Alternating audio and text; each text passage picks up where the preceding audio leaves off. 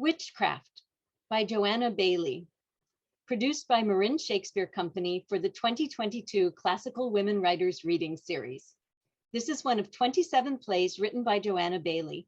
It was first performed in 1836. The play takes place in the playwright's homeland of Scotland and explores why different characters believe the big lie of witchcraft. Act 1, Scene 1, the home of Lady Dungaren in Renfrewshire, Scotland. You must be surprised, my dear cousin, at my unexpected return. I will frankly confess that I am. How did you find your friends in Glenrowan? With their house full of disagreeable visitors and discomfort. Another day of it would have cast me into a fever. So I will trespass on your hospitality a week longer, knowing how kindly disposed you've always been to the child of your early friend. It would be strange indeed if the daughter of Duncan Gordon were not welcome here. How has poor Jessie been since I left you? I have but a sorrowful account of her. Had she any rest last night? Does she look as wildly as she did? Were any strange noises heard in the chamber during the night? Aye, noises that made me start and tremble, and feel a horrid consciousness that some being or other was in the room near me, though to the natural eye invisible. What kind of sounds were they? Why did you think they were so near you? I was sitting by the table with my head resting on my hand when the door leading from the back staircase, which I am certain I had bolted in the evening, burst open. And what followed? I verily thought to see some eldritch form or other make its appearance, and I sat for some moments riveted to my chair, without power to move hand or foot, or almost to breathe. Yet you saw nothing? Nothing. And heard only the bursting of the door? Only that for a time, but afterwards, when I listened intently, I heard strange whisperings near me and soft steps, as of unshod feet, passing between me and the bed. Footsteps? Aye, and the curtains of the bed began to shake, as if touched by a hand, or the motion of some passing body. Then I knew that they were dealing with my poor child, and I had no power to break the spell of their witchcraft, for I had no voice to speak. You had no power to speak? No, though the Lord's Prayer was on my lips, I was unable to utter it. Heaven preserve us! What a dreadful situation you were in. Did the poor child seem to notice anything? I cannot say how she looked when the door burst open, but as soon as I could observe her, her eyes were wide open, gazing fixedly, as if some ugly visage were hanging over her, from which she could not turn away. And presently she fell into a convulsion, and I at that instant recovered my voice and my strength, and called nurse from her closet to assist her. What did nurse think? Nurse said she was sure that both Grizzled Bane and Mary McMurrin had been in the room, and this I will take my oath to, that afterwards, when she fell quiet, she muttered in her sleep in a thick, untunable voice, and amongst the words which she uttered, I distinctly heard the name of Mary McMurrin. What an awful thing it is if people can have power from the evil spirit to inflict such calamity. Awful indeed. How can they purchase such power? The ruin of a Christian soul is price enough for anything. Satan, in return for this, will bestow power enough to do whatever his bondswoman or bondsman listeth. Yet they are always miserable and poor. Not always, but malignant gratifications are what they delight in, and nothing else is of much value to them. It may be so. It is strange and fearful. I must go to my closet now and mix the medicine for poor Jessie to be ready at the proper time, for I expect the minister to pray by her tonight, and would have everything prepared before he comes. Aye, if there be in reality such supernatural agency by which a breast fraught with passion and misery may find relief. Dreadful resource! I may not be so assisted. Oh, Dungaren, Dungaren, that a paltry girl who is not worthy to be my tirewoman. the orphan of a murderer, a man disgraced who died in a pit and was buried in a moor, one whose very forehead is covered with blushing shame when the eye of an irreproachable gentlewoman looks upon her, whose very voice doth alter and hesitate when a simple question of her state or her family is put to her, that a creature thus naturally formed to excite aversion and contempt should so engross thy affections. Oh, it makes me mad! May not be so assisted. Evil is but evil, and torment is but torment. I have felt both. I have felt them to extremity. What have I then to fear? Who is there? Only me, madam. What brings thee here? I came to know if you would trust the Glasgow carrier, who has just come from the orders of the family, with your commission to the silk shop. What art thou telling me? Of your commission to the silk shop. I don't understand thee. The additional yards of silk that are wanted. I want none, fool. Thy wits are bewildered. Not my wits, madam. What will you please to have, then, for the trimming of your new mantua? Newt skins and adder skins, if thou wilt. That might do for the witch's gown, indeed. Grizzlebane might have a garniture of that sort. What dost thou know of Grizzlebane? Stories enow, if they be true. It is she, or Mary MacMurrin, who has, as they say, bewitched the poor young lady here, and it was a spell cast by her that made the farmer's pretty daughter fall over at the crag and break her leg the week before her wedding. Before her wedding? Yes, truly, madam. And no wedding at all will ever follow such an untoward mischance. Who told thee this? Everybody tells it and knows it to be true. But the carrier is waiting. She does not heed me. What is the matter, madam? Are you not well? Dost thou know Grizzlebane? Heaven forfend. Dost thou know where she lives? Somewhere not far distant, I believe. Black Baldy, the herdsman, knows her den well enough. Is he in the house at present? Very likely, for this is the time when his cows are brought in for the milking. Go find him, if thou canst, and send him to me immediately. If there be a spell to break wedlock, and to break affection also, it were well worth its purchase at any price, yea, though the soul's jeopardy were added to the gold. I had not far to seek him. He stood waiting in the passage for the cooling of his brose. Come nearer, Baldy. Dost thou know where Grizzlebane lives? Aye, that I do, to my cost. She and her black cat too live over by my milk cows.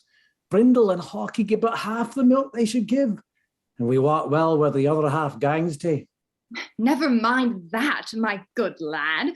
Hie to her immediately, and tell her to come to me. To you, lady? Yes, to come to me without loss of time. There is money for thee. Do thy errand speedily and secretly. Let nobody know that I have sent thee. And she's to come to you here, hidlings, as it were. Yes, Baldy. And when she comes, let her wait for me in the cattle shed, by the wood, and I'll meet her there. Dost thou understand me, man? Go quickly. The night, lady? Yes, tonight. Ah. Why dost thou look so scared? I'm down a gang to her at night.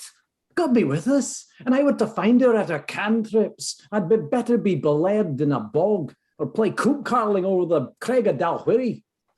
She must be very terrible to make thee so afraid. When she begins to mutter with her white withered lips and her two glag eyne are glowering like glints of wildfire from the hollow of her dark bent brows, she's enough to make a trooper quake. Aye, with both sword and pistol by his side. No, no, lady. The sun must be up in the lift when I venture to her den. Thou will get there before it be dark, if thou make good speed. No, though I had the speed of a mawkin. It is gloaming already. Black clouds are spreading fast over the sky, and far off thunder is growling. There is a storm coming on, and the fiends of the air are at work. I'd dinna gang till the morning. Timid loon, retire then, and go in the morning. But see that thou keep the secret. I'll give thee more money if thou prove trusty and diligent.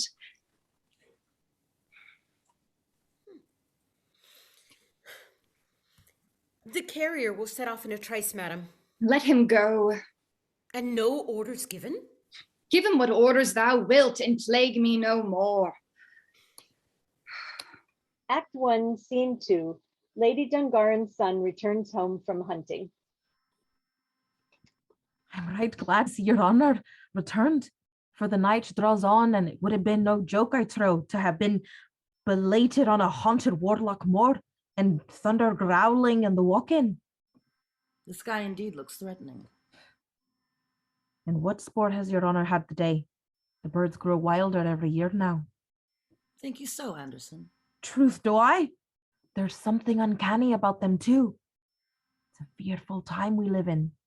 I have done pretty well, however. By my faith, she'll be glad enough of such a supply, for Madame Annabel is come back again with that episcopal lassie from the Isle of Barra that reads out of a prayer book and calls herself her lady's gentlewoman. Lord be merciful to us. The lady's bad enough, but Job himself could hardly tolerate that gentlewoman. What has brought her back so soon? She was to have stayed a week in Dumbartonshire. That's more than I can say. But here comes Black Baldy, who's sent for her to speak to her. Aye, and goed into that very parlour till her. He, may be, kens what has brought her back. That's strange enough. No more stranger than true. Into the very parlour I saw him set his dirty feet on the clean floor with my own eye. So, Baldy, thou'rt become company for ladies in a parlour. Hoot, your honour. Anybody's good enough to haver with them when they're worrying. What makes Mrs. Annabel return us to us so soon, if she be worrying? Oh, she'll no worry now, when your honour has come home. Has anything happened? She was to have stayed a week in Dumbartonshire. Maybe she has been a week there, of her own reckoning, though we can only call it 2 days. Folks said when she goed away that she wouldn't be long away. It would be as easy to keep a moth from the candle or a cat from the milk house as to keep her away from the Tower of Dungaren. When the laird is at home. What say'st thou, varlet? Only what I hear folks say, your honour. Go thy ways to thy loft and thy byre. Folks are saucy and teach lads to forget themselves. Take it in, Anderson.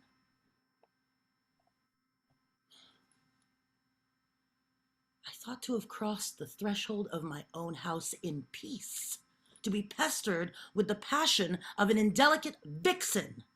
She fastens her affection upon me like a doctor's blister sheet, strewed with all the stinging powders of the torrid zone for daring and desperate medication.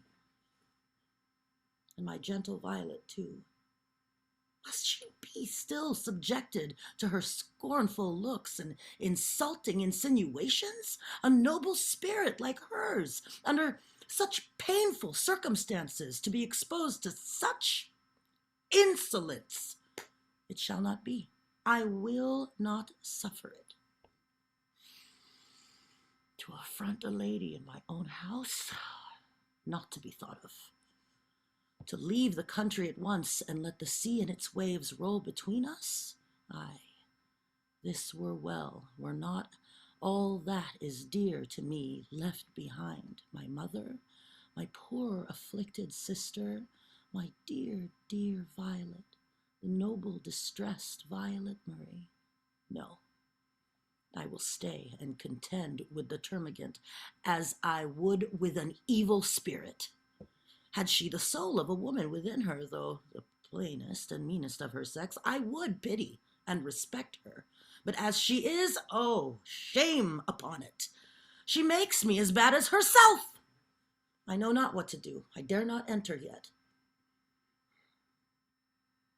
Act 1, Scene 3. A wild moor at night. Thunder and lightning. Aye. This sounds like the true sound of princedom and powerfulness. It sounds royally. We shall no more be deceived. It will prove it true at last. Oh, this very night we shall ken what we shall ken. We shall be with the beings of power. Oh, be with them and be of them. It is an awful din, and tells with a lordly voice what is coming and at hand. We shall no more be deceived. Do not tug at me so wickedly, Wilkin. Thou shalt have a belly full soon of the fat of the land, my poor glutton. Full meat, great meat, how it's a-coming. Oh, we shall have what we listed last, milk and meat and malt. Mingling and merrymaking, and revenge for the best sport of all. Aye, the hated ones will pay the cost, I trow. We'll sit at our good cogs of cream, and think of the growling carl's cow with their udders lank and sapless, and the goodwife greeting o'er her churn.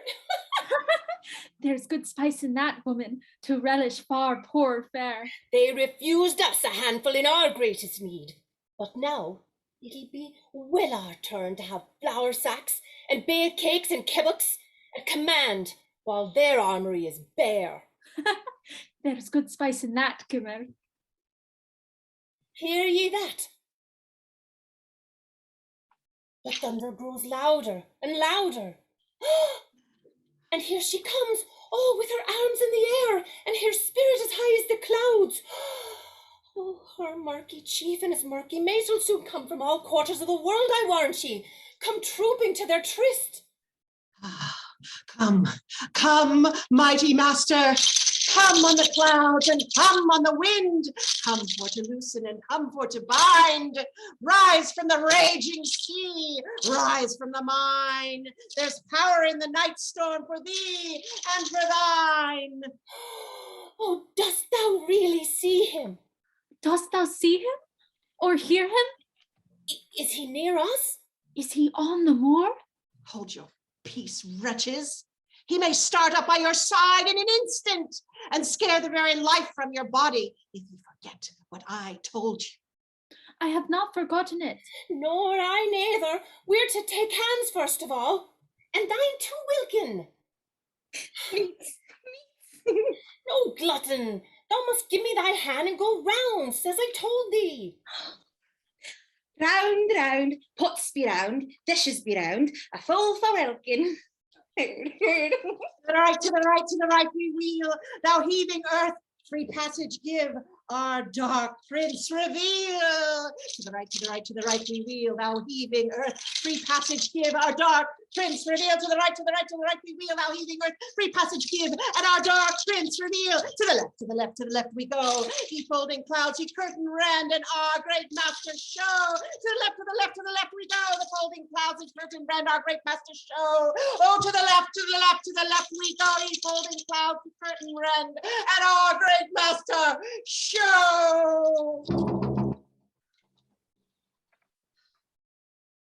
Is he coming yet? Is he coming, Grizzlebane? I see nothing. Hold thy peace, or I'll strangle thee. Is it for a wretch like thee to utter earthly words on the very verge of such an awful presence? Oh, for God's sake, for Satan's sake, for any sake, let go thy terrible grip. Oh, there's an astounding din to make your ears tingle, as if the welkin were breaking down upon us with its landing of terror and destruction.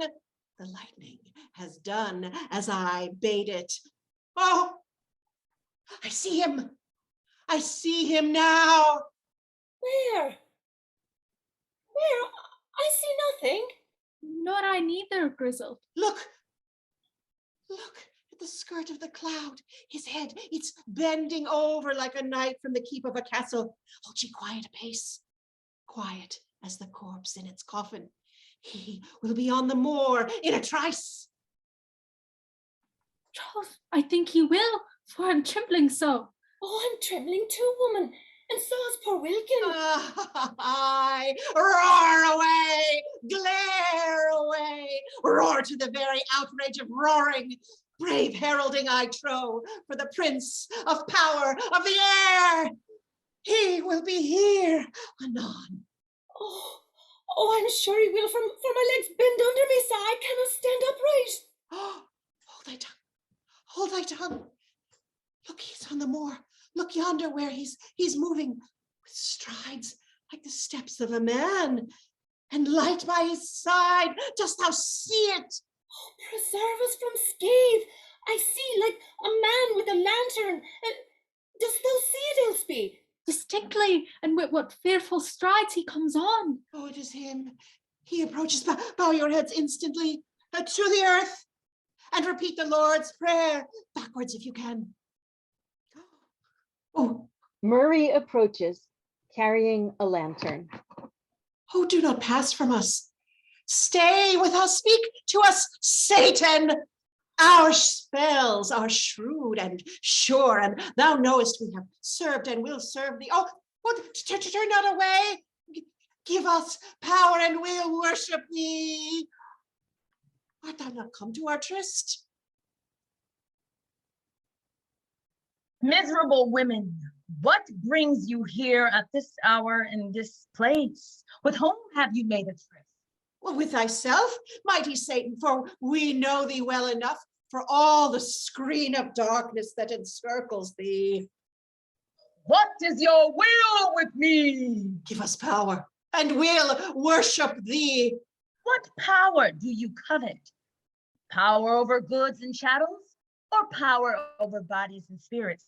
Say which by your compact you would purchase. Both. Ye ask too much.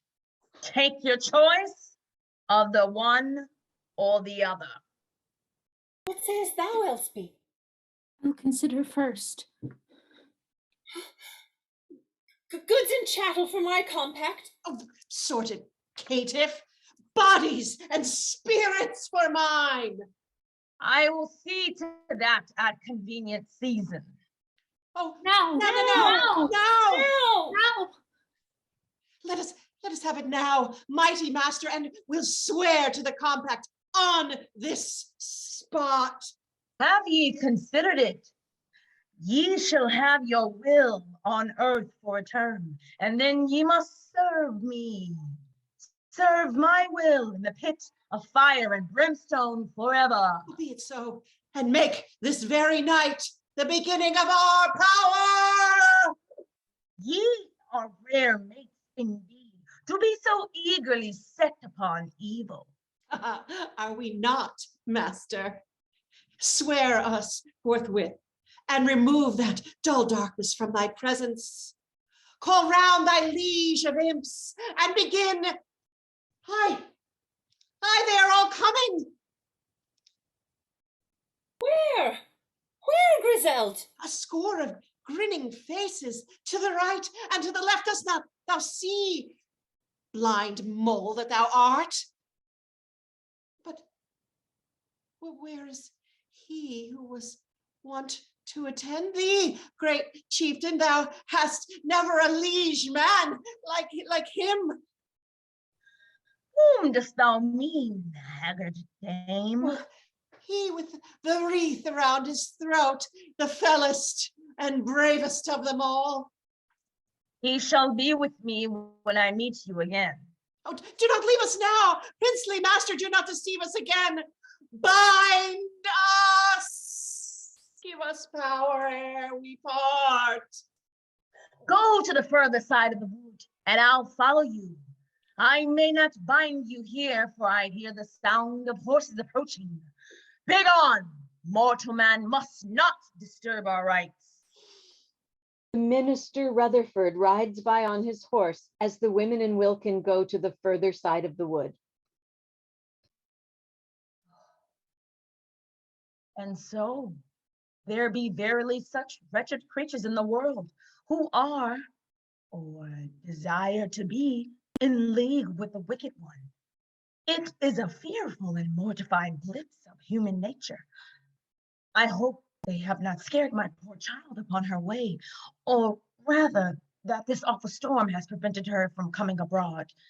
Oh, would I had not requested her to meet me, for I know her brave spirit and the strength of her affection. Neither storm nor danger will deter her. Why did I tempt her? Alas, my gentle child, is this the love of a parent? Here she is. My father, my dear, dear father. My own sweet Violet, all that I can call my own, and worth all that I have lost. But for thee, my dear child, I should in truth be what I am now. I all but thyself believe it to be, no longer a being in this world. Say not so, my dear father. Are there not kindness and humanity everywhere, whether you receive it under one name or another? And if this be not the case, take me with you, and you shall be no longer friendless and bereft. No, Violet, that I will never do. To see thee by stealth, were it but a few times in the course of years, with sad, dreary intervals between, is still worth living for, and more than a man, stained with the blood of a fellow creature, deserves. Why will you tax yourself so harshly? The quarrel was fastened on you. Fool that I was, to let the angry reproaches of a fool get such mastery over me. Were reason and prowess bestowed upon me for such a despicable use? Oh, had Fotheringham, who stood by and was the only witness of the combat, endeavored, as he might have done, to reconcile us, that blood had never been shed. But what is past is past. Let us think of the lot which is our portion now, of that which lies before us. I will love you always, and think of you always, and be with you always, if you will permit me. The rank and the fare and the home that are good enough for you are good enough for me. And if Fotheringham's be still in life, he may again appear to clear you from this crime. In the meantime, your supposed death and your supposed body being found and buried by your friends give you in any distant retreat a complete security. Let me then, my dear father, go with you now, or follow you soon. Is there not one to be left behind who is dear to you? No one who is or ought to be so dear as you. And I shrink from the thought of being received into a family who will despise me. Violet, thou art too proud. Thou hast got my infirmity by inheritance. I was proud once, but dead in men's belief and separated from the social world. I am now, as it were, a dead man in my own feelings. I look on the things of this earth as though I belong not to it. I am meek and chastened now, and will not encourage thee in the cherishing of imprudent, unreasonable pride. But we will talk of this elsewhere. I hear voices from the wood. Find us! I fear they will return when they find I do not join them. Whom do you mean? Didst thou meet nobody on the way? Nobody but our good minister and his man, going, as I suppose, to the Tower of Dungaren to pray by the sick child. I hope he did not see you. I hope he did not, for I tried to conceal myself behind a bush, and he and the servant passed me in silence. Oh. Let us leave this spot. Those creatures are returning to it. I will tell thee about them when we are in safety. Act 1, Scene 4, the Dungaren home. We may all go to our beds now that are not appointed to sit up. Oh, what a terrible storm we've had. The brazen sconces in the hall with the guns, pistols, pikes, and claymores made such a clattering, as if they were coming down upon our heads altogether, with the slates and rafters of the old roof on the top of all. I'm certain a thunderbolt struck somewhere or other in this unlucky house. Oh, I wish I were out of it. It's a pity you did not get your wish then. I'm sure there's nobody rightfully belonging to this family that has any mind to balk it. Don't be so hasty, Mr. Anderson. I had no intention to disparage the house of Dungaren, though there be neither silk nor tapestries on its walls like the houses I have lived in. Well, be it so. Silk and tapestry may be plentier than manners in the rich island of Bora. I have lived in other places than Bara, I assure you. I do not doubt you have. But let us make no more quarreling about it now, when we should all be thankful that we were sheltered from such a storm in any house. Grizzled Bane and her mates were on the moor that night. I'll take my oath on it. God help any poor wanderer who may have been belated near their haunts. I would not have been in his skin for the best harvest fee that ever was paid into a lowlander's purse or a highlander's splucken. Was not the minister expected? Oh, he belike might cross the moor unscathed. It would be a bold witch or warlock that would meddle with the minister. And that is the reason, I reckon, why he would not believe there is any such thing in all the country about. Oh, here comes Baldy. What keeps thee up, man? I'm waiting for the minister. Who bade thee wait? What is Duncan about? He's about a Highlandman's business. Just doing nothing at all, and would be snoring on the settle in the turning of a bannock if fear would let him sleep. Is he more afraid than the rest of you? He has more cause, mistress. He has seen boggles enough in his time, and kens all the gates and fashions of them. Has he indeed? Aye, certes, by his own tale, at least. We have heard of Malkins starting up in the shapes of old women and chased to a cross-running burn, but Duncan has seen it. No wonder if he be feared. Well then, and thou will sit up. He'll tell the stories to keep thee from worrying, and I do not care if I join ye myself for an hour or so, for I am no wise disposed for my own bed in that dark turret chamber. But gin ye keep company with stable loans and herds, Mr. Anderson, you'll give them, no doubt, a wee smack of your own higher calling. Is the key of the cellar in your pouch? My tongue's unco dry after all this fright. Hi, ye plucky thief. Dost thou think I'll heary the laird's cellar for thee or anybody? But there's the whiskey bottle in my own cupboard, with some driplets in it yet, that ye may take. And devil a drop more shall ye get, and thy tongue were as wizened as a spelding. I wonder who learned such a youngster as thee to be so pocky. Oh, Baldy has by nature cunning enough to lose nothing for want of asking. And Mr. Anderson, too, has his own natural faculty for keeping what he has got. Good night to you both. Good night to ye. I'm sure I'd rather bid you good night than good morrow at any time. Act 1, Scene 5. Jessie Dungaren, sick in bed. She asleep?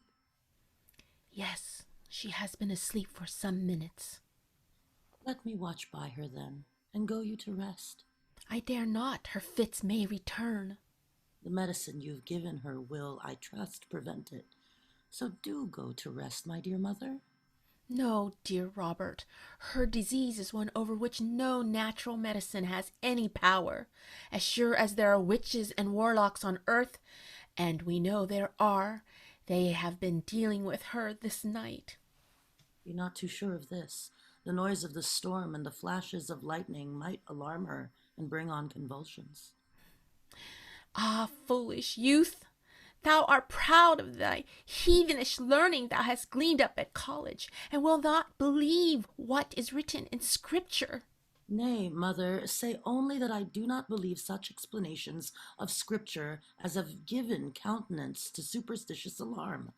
Our good pastor himself attaches a different meaning to those passages you allude to, and has but little faith in either witches or apparitions. Yes, he has been at college, good man as he is.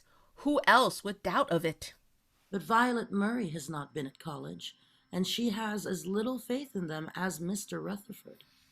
If Violet Murray's faith, or pretended faith, be the rule we are to go by, the devil in his bondsfolk will have a fine time of it in this unhappy county of Renfrew.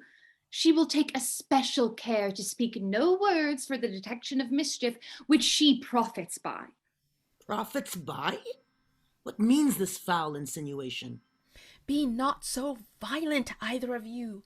Soften that angry eye, Robert, and remember you are speaking to a lady. And let her remember that she is speaking of a lady. What rank the daughter of a condemned malefactor holds in the country, better heralds than I must determine. Malignant and heartless reproach. Provoke me not beyond measure, Annabella.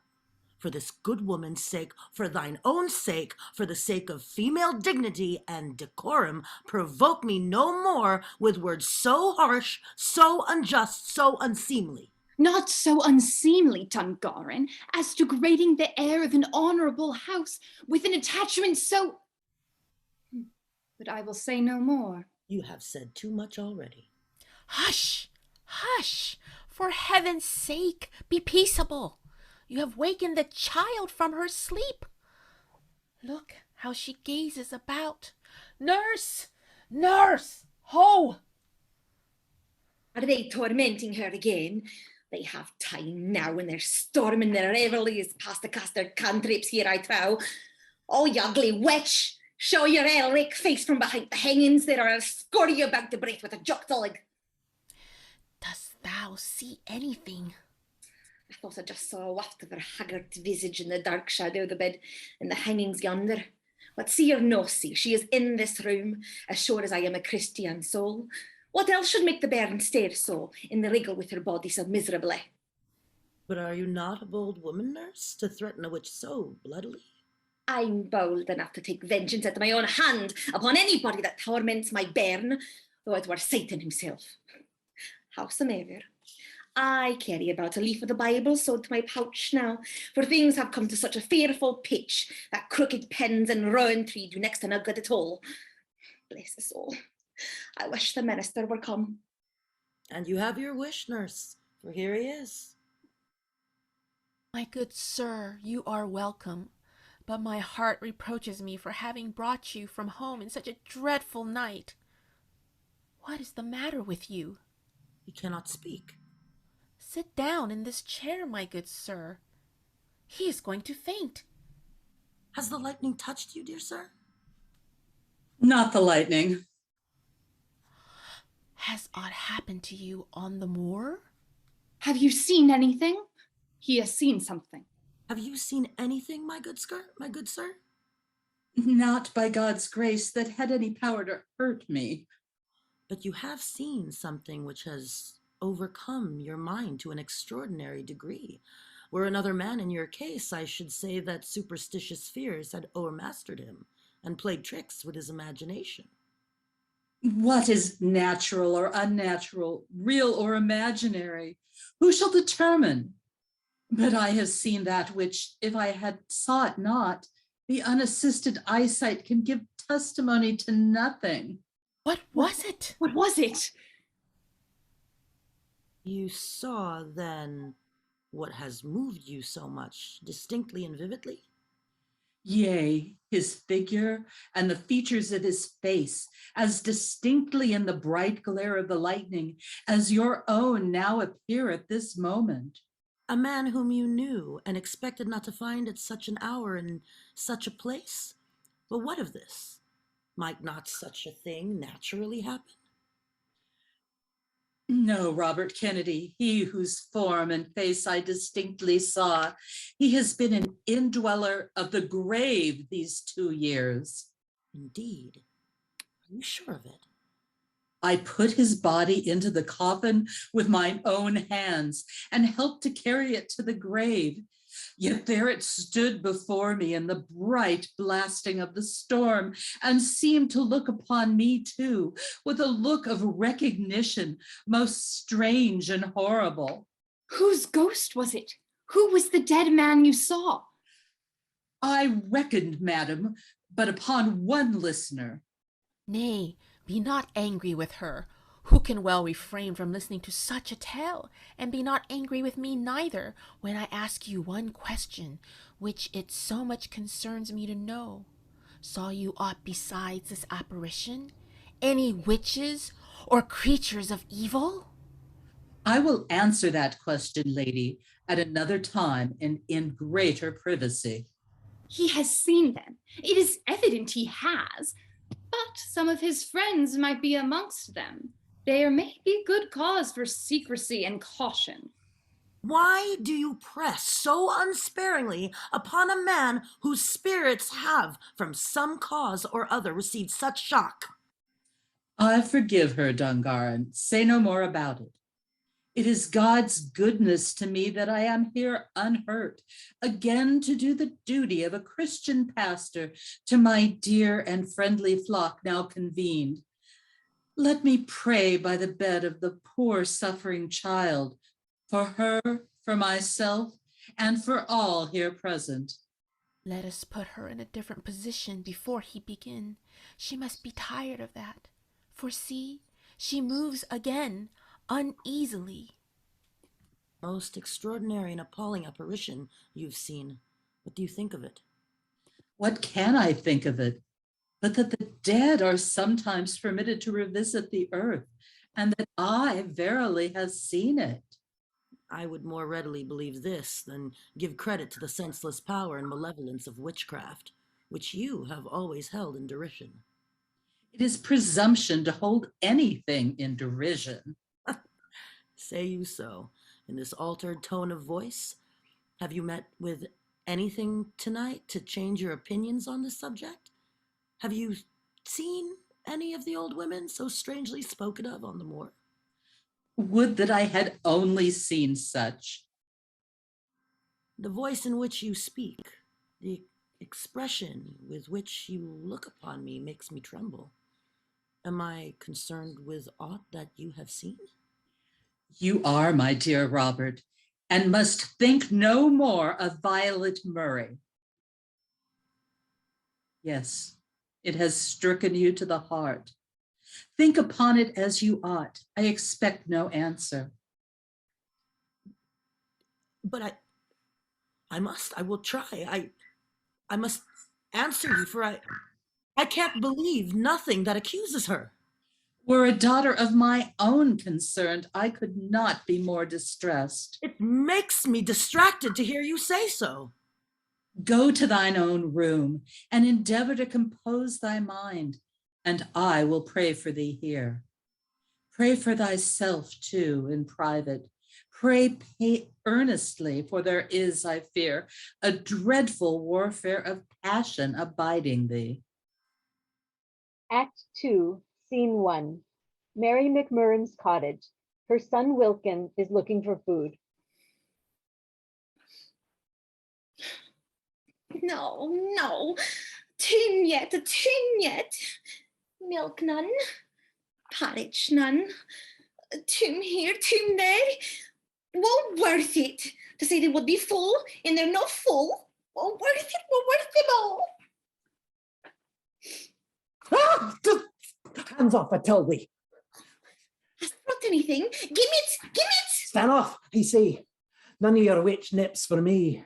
I have maybe bought what I win a lake, and I would wait enough to ken what it is. Wilt kill me? Aye, fool as he is, he's frightened for it. The true mark of Walrickry. They have linked him in with the rest. Oh, nothing's o'er waft for Satan, and it has a soul of any kind to be taint. Wilt kill me? No, but I'll score thy imp's brow with it. That's what I'll do. And they'll lay a finger on me. Oh, but dinna glower so. Stand off a bit and answer my questions. There's silver thee. Was thou on the moor in the night time with thy mother? Mother? Aye. Was thou on the moor with her when the thunder roared? Thunder roared, fire roared, thunder roared. Aye. And ye were there? Aye, there. Huh. And who was there beside? Beside? Beside thee and my mother. What saw you there? Oh, black man, fire! Hurl! Hurl! Oh, God save us. I was seeing the devil then. Bodily. Devil! I Devil! came here from Scathe. Oh, that I should stand so near one that has been with Satan himself. What did thou see forby? So folk, What folk? Old women. old women, young women, some of them all on fire. Hurl! Hurl! Wait, saw a young woman. Was it Maggie Kirk's crooked daughter? Nah, Joe, young woman, Oh, what's her name? What did they call her? lady, young lady, on fire. Oh, God save us all. Can this be true? I'll take amends of her for cheating us again. And so will I, spiteful Carlin. Will nobody have power but herself? Oh, there's power to be had, that's certain. Power that can raise the storm and the fiend. Aye, that can do anything. But where I to be poor yet? Neither meat nor money after all's done. Neither vengeance nor glamoury, for all the wicked thoughts we have thought, for all the fearful words we have spoken, for all the backwards prayers we had prayed. I'll rive her eyes out of her head, though they should glare from us from their hollow sconces like corpse kennels from a gravestone. Even the poor cogs are as tomb as before, and my poor idiot is hungry. Hast thou had anything, Wilkin? Ha! What hast thou with thee? What brought thee here and a mischief to thee? Thou's Dungaren's herd, I reckon. I came from the Tower of Dungaren with an errand. I would hie you to it. Tell thy errand then, and no lurk that gate in a nook like a thowmart in a dowcot. For if you come here with an errand that thou shalt rue it, without an errand thou shalt rue it dearly to the last hour of thy life. Isn't it this Grizzled Bean's house? No, silly loon, it's my house. She's but a renegade, scrawny, from faraway parts, that came to be my lodger. Aye, and she may go as she came. For me, I'll no harbour her any more. No more Grizzled Bane in my house, to reeve and to harry me so. She must pack off with herself this very day. Ah, who speak of Grizzled Bane with such unwary words? Repeat them, I pray thee. Ha! Thou wilt not. And what hast thou to say of Grizzled Bane? Ah, and thou too art silent before my face. There is a callant from Dungaren in the nook that comes on an errand to thee. Do not tremble so, silly child. What is thy errand?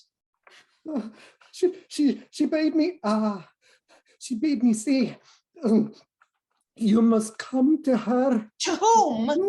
And where? Oh, thou speakest as if my hand were already on thy throat, where it shall be very soon, if thou tell not the errand more distinctly. The stranger lady at the tower, the Lady Annabel, desires that you would meet with her in the lone shed near the outer gate in the afternoon. Give me an answer, and please ye.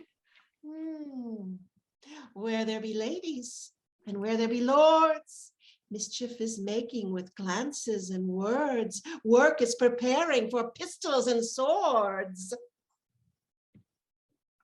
Is that an answer? She may take it as one. But if it please thee better, thou may say to her, I will do as she desires. And take this token with thee, youngster. No, thank you. I have answer enough. And ye are dissatisfied, forsooth. You must have power as you will, and when you will. Thou hast deceived us. Was there not storm enough to please ye? Enough to crack the welkin, but what got we by it? Did he not come in the storm? Did he come in the storm? Did you not see him and hear him? Certes did he, but what got we by it? He came at night his tryst with us the second time, and we gaed warily home on our feet, as wet and poor as we come. Oh, that false tongue. He rode upon clouds. I saw you pass over my head, and I called to you. The woman is a fiend. We're bereft altogether. I walk at home on my feet, and gaed to my miserable bed just as any other time, and so did she. But rode ye not afterwards, my chucks? I saw you both pass over my head, and I called to you. If we were upon clouds, we were sleeping all the while, for I ken nothing about it. Do ye, neighbour? I dare not just say as ye say, Kimmer, for I dreamt I was flying in the air, and somebody behind me. Aye. Ye will discern mist and mysteries at last. But ye must have power, forsooth, as ye list and when ye list. If he did not keep tryst in the night, let us cast a spell for him in the day, when the doors and windows are darkened. Midday is as potent as midnight. Shut out the light and begin. But if he roar and rage at you when he does come, that is no fault of mine. No. Didn't bring him up now. Ah, black of mien and stern of brow, dark one, dread one, hear me now. Come with potency and speed, come to help me in my need. Kith and kindred have I none, ever wandering, ever lone. Black of mien and stern of brow, dark one, dread one, hear me now. Oh, he is at hand. The floor yawns under my feet, and the walls are running round. He is here. Oh.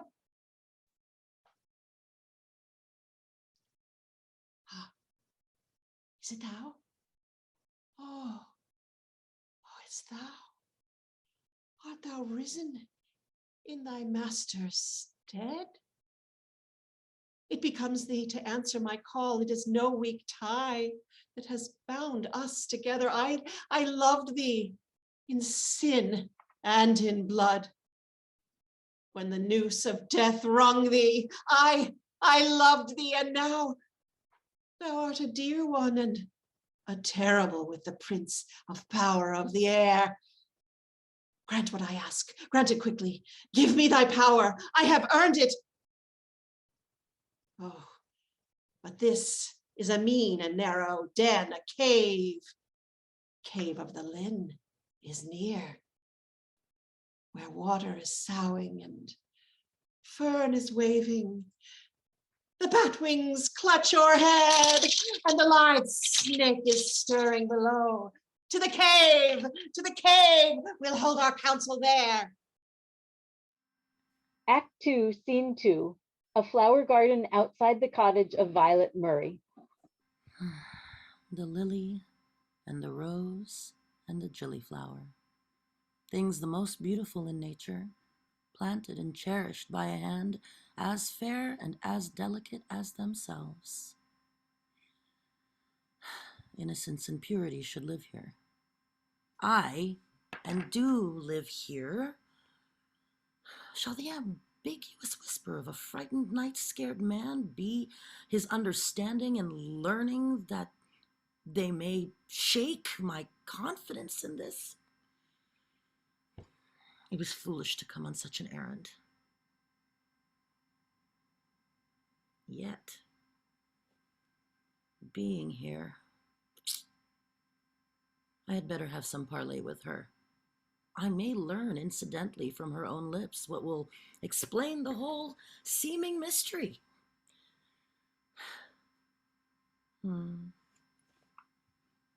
Pretty pansy, thou hast been well tended since I brought thee from the south country with thy pretty friend, the carnation by thy side. Aye, and ye are companions still. Thou too hast been well cared for, and all thy swelling buds will open to the sun ere long. You are to come to look after your old friends, Dungaren. I have friends here worth looking after, if beauty and sweetness give value. Thou art an excellent gardener, Violet. Things thrive with thee wonderfully, even as if they were conscious whose flowers they are and were proud of it. Ah, that were no cause for pride. Methinks if they were conscious whose flowers they are, they would droop their heads and wither away. Say not so. Thou art melancholy. The storm has affected thy spirits. Those who are abroad in it say that the lightning was tremendous. It was tremendous. And the rolling of the thunder was awful. It was awful. And the moor was at times one blaze of fiery light, like returning bursts of midday, giving everything to view for an instant in the depth of midnight darkness. One who was there told me so. And more than that, a strange, unlikely story. But thou hast no desire to hear it. Even natural curiosity has forsaken thee. What is the matter?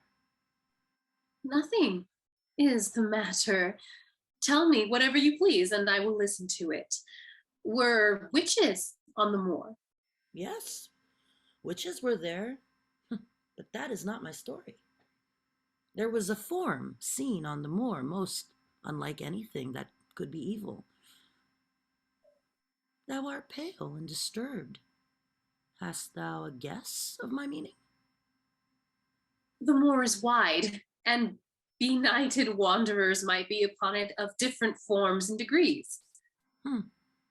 But none who could look like one whom nevertheless 'tis said it did resemble. Oh, nay, Dungaren, do not amuse yourself with me. If the devil has power to assume what form he pleases, that will account for your story at once. If he has not, you have only to suppose that a silly girl with her plaid over her head was bewildered by the storm at her trysting place, and that will explain it sufficiently.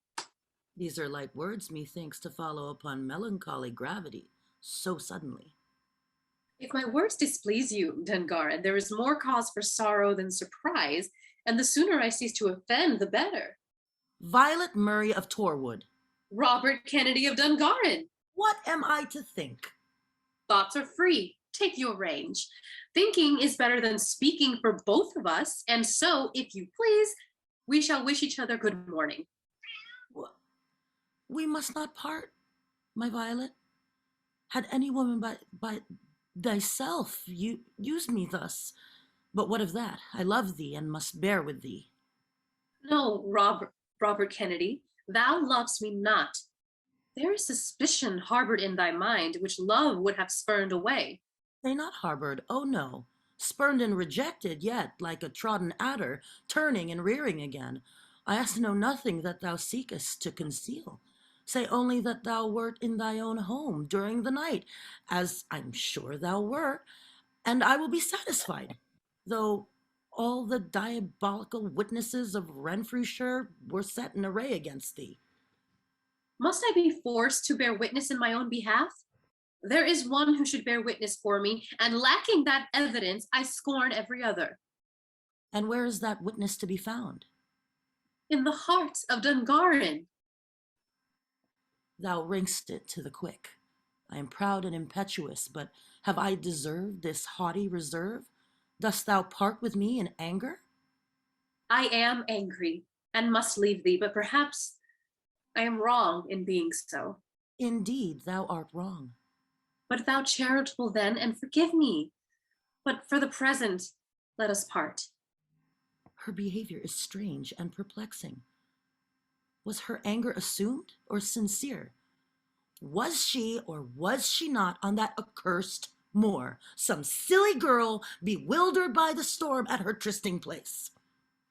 Were these not her words? Aye, by my faith, and glancing at the truth too obviously, at the hateful and distracting, the hitherto unsuspected truth, it is neither witch, warlock, nor devil with whom she held her tryst. Yea, but it is a devil whom I will resist to perdition. It is a devil who will make me one also. Oh, this proud rising of my heart, it gives the cruelty of distraction, and but for the fear of God within me, would nerve my hand for blood. Robert, what mean those tossing of the arms, those gestures of distraction? You doubt my faith. You think me unworthy, and it moves you to this fearful degree. If I deserve your attachment, and I deserve to be trusted, think of this, dear Robert, for it kills me to see you so miserable. Dear, you call me dear only because you pity me. I call thee dear because, oh, out on thee, Robert Kennedy, hast thou no more generosity than this? Oh, forgive me. Forgive me. I have treated thee ungenerously and unjustly. Forgive me, my own sweet girl. I will not only forgive thee, but tell thee everything when I am at liberty to do so. Let us now separate. I have a need of rest. Act 2, Scene 3, the Dungaren home. What's the cunning loon standing with his lugs so near the door for? What's thou doing there, rascal? Who gives thee leave to come near the chambers of gentlefolks and lie thy blackened lug so close to the keyhole? As for gentlefolks, they come to me oftener than I gang to them. And as for my lug, there was no need to lay it to the keyhole when the door was half open. Catch thee who can unprovided with a ready answer. Thou hast the curiosity of the devil in thee, and his cunning to boot. What business hast thou to pry into people's secrets? A secret, forsooth, told with an open door and voices as loud as two wives cracking in the loan. And God be with us all. They were only talking of what we are all talking or thinking of, from morning till night and from Sabbath day till Saturday. And what is that, never-do-well? What should it be but witchcraft and the young lady? Oh, but this last bout, I trow, is the strangest bout of all. What has happened now? As I was passing by the door, I heard nurse tell the Lady Annabel how the young lady was frightened from her rest as she lay in her bed with the room darkened. And how was that? Witches came into the room. I cannot tell how many of them. And one of them came upon the bed and almost smothered her. The Lord preserve us. Aye, and she would have been smothered altogether had she not caught hand of the witch's arm and squeezed it so hard that the witch ran away and left a piece of the gown sleeve in the young lady's hand. It was Grizzlebane or Mary McMurrin. I'll be bound for it. Who it was she couldn't see, for she couldn't see in the dark. But the piece of the gown sleeve will reveal it. Show me that and I'll ken who it was with certainty. I ken every gown and garment belonging to them. Oh, so does nurse too. Oh, but the young lady took a fit as the Rudies left the chamber. She has lost the cloth. That was a pity. The chamber must be searched for it carefully, else they'll come again and with some contrap or either join it into the sleeve it was riven from, as if it had never been riven at all. But go to thy crowdy man, and do not tine a meal for a marvel. Thou hast no business here. The kitchen and the byre set thee better than lobbies and chambers. That callant lurks about the house like a brownie. He's a clever varlet too. He can read the kittle names in the testament and ding the dominie himself at the questions and carriages. He's as cunning and as covetous as any grey-haired sinner in the parish. A convenient tool, I suspect, in the hands of a very artful woman. Act 2, Scene 4, Annabella's room in the Dungaren home. What can detain her so long? Could she miss finding him? He is seldom far off at this hour of the day, when broth and beef are on the board, and he can send a boy to the hill as his substitute. I wish the sly creature would come, for time passes away, and with it, perhaps opportunity. He's here, madam. That's well. Let him enter immediately, and do thou keep watch in the outer room.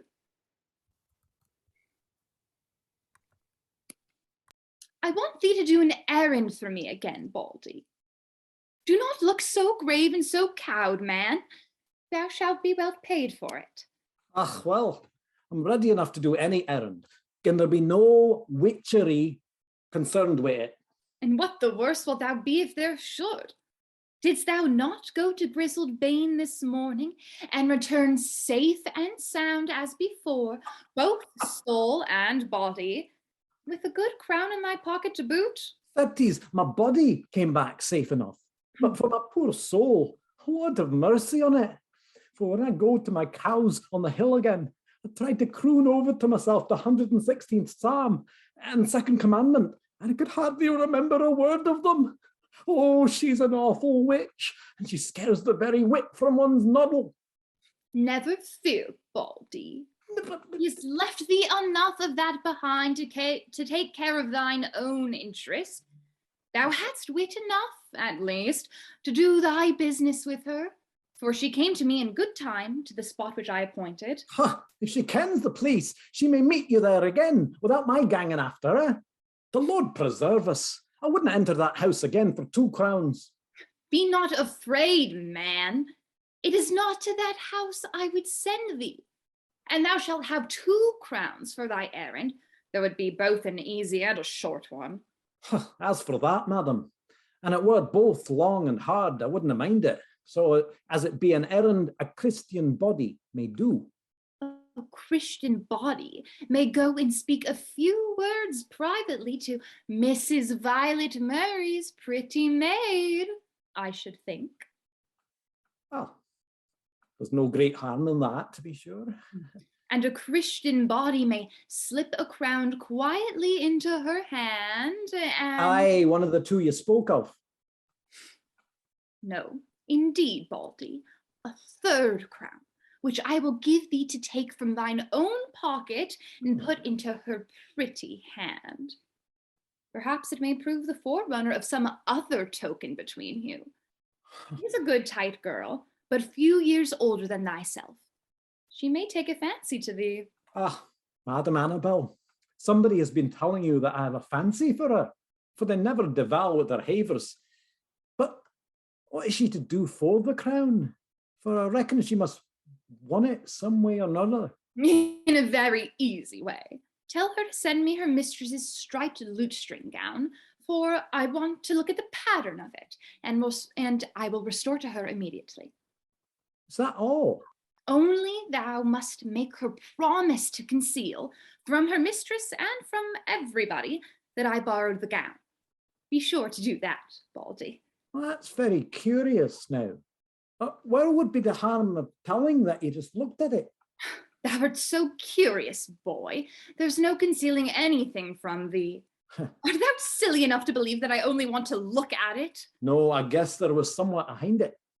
And thou shalt know the whole, if thou wilt promise to me solemnly not to tell anybody. I'll tell nobody. Not give my own mother what to ask. She would never get a word of it, and then from me. I have been consulting with Grizzled Bane about what can be done to relieve our poor sick child from her misery, for those who put her into it can best tell how to draw her out of it. And she says, a garment that has been upon the body of a murderer, or the child of a murderer, it does not matter which, put under the pillow of a witched bairn, will recover it from fits, were it ever so badly tormented. But mark me well, should the person who owns the garment ever come to the knowledge of it, the fits will return again, as bad as before. Dost thou understand me? I understand you well enough, but will witches speak the truth when the devil is their teacher? Never trouble thy head about that. We can but try. Fetch me the gown from thy sweetheart, and thou shalt have more money than this by and by. Since you will call her my sweetheart, I cannot help it. Though I ken well enough it's but mocking. Go thy ways, and do as I bid thee, without loss of time, and thou wilt soon find it good, profitable earnest. She'll make a very good thrifty wife, and thou a good Merlin drover, when thou art old enough. Now shall I have what I panted for, and far better too than I hoped. To be tormented by witchcraft is bad, but to be accused and punished for it is misery so exquisite that to purchase it for an enemy were worth a monarch's ransom. Aye, for an enemy like this, who has robbed me of my peace, stolen the affections of him who I have loved so ardently and so long, yea, who has made me, in his sight, hateful and despicable. I will bear my agony no longer. The heart of Dungaren may be lost forever, but revenge is mine, and I will enjoy it. It is a fearful and dangerous pleasure, but all that is left for me. Oh, oh, that I should live to see him the doting lover of a poor, homely, for homely she is, let the silly world call her what they please, artful girl, disgraced and degraded, the daughter of a murderer saved only from the gibbet by suicide or accident, that I should live to witness this. But having lived to witness it, can revenge be too dearly purchased? No, though extremity of suffering in this world and beyond this world were the price. Cease, ye fearful thoughts! I shall but accuse her of that of which she is, perhaps, really guilty. Will this be so wicked, so unpardonable? How could a creature like this despoil such a woman as myself of the affections of Dungaren or on any other man, but by unholy arts? Madam, there are people in the passage.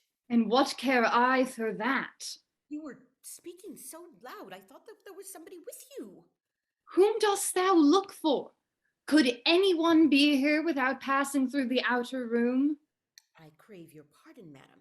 They can enter by holes, as I have heard say that they would keep out a moth or a beetle. Go, foolish creature. Thy brain is wild with the tales thou hast heard in this house. Did I speak so loud? Truly, madam, I, and with such violent change of voice that I could not believe you alone. I was not aware of it. It is a natural infirmity, like talking in one's sleep. My mother had the same. I'll go to the garden where the flowers and fresh air will relieve me. Are you unwell? Yes, girl, but say so to no one, I pray thee. Act 3, Scene 1, near a cave by a brook. Indeed, thou canst not pass this way. I don't mind it at all. The water will do me no harm. Thou shalt not wet thy feet, my dear child. When a father's arms are here, so able and so happy to carry thee. Set me down, my dear father. I am heavy. I could carry thee to the world's end, my own dear girl. Oh, that thou wert again a baby, and mine arms locked round thee as of yore. I remember it, father. Dost thou, sweet one? Ah, thee in my arms, and she whom I loved by my side, and thy pretty wordless lips cooing to us by turns an utterance that made all words contemptible. Alas, alas, such days and many bright succeeding days have been and are gone. The fatal passion of a few short moments has made me a homeless outlaw, while reproach instead of protection is a father's endowment for thee. Dear, dear father, do not reproach yourself so harshly. If the world call what you have done by a very dreadful name, it is not a true one. Equal fighting, though for a foolish quarrel, deserves not that appellation. Whatever it may deserve, it will have it, when there is no witness to prove the contrary. Father Ingram alone was present, and he disappeared on the instant. When my trial came, I could not prove that the man I had slain fell in equal combat, nay, was the real aggressor in first attacking me. It was cowardly and strange. It was not the act of a friend to disappear and leave you so exposed. Some evil fate befell him. He was not alive, I am certain, when I was apprehended, else he would have come forward like an honest, manly friend in my justification. The sentence of death is upon me. The mark of pain is on my forehead. I am driven from the fellowship of men. Say not so, for you have by the accidental death of your servant been, as it were, providentially saved from a fearful end. And being so saved, I must needs believe that some better fortune is in reserve for you. Poor Donald.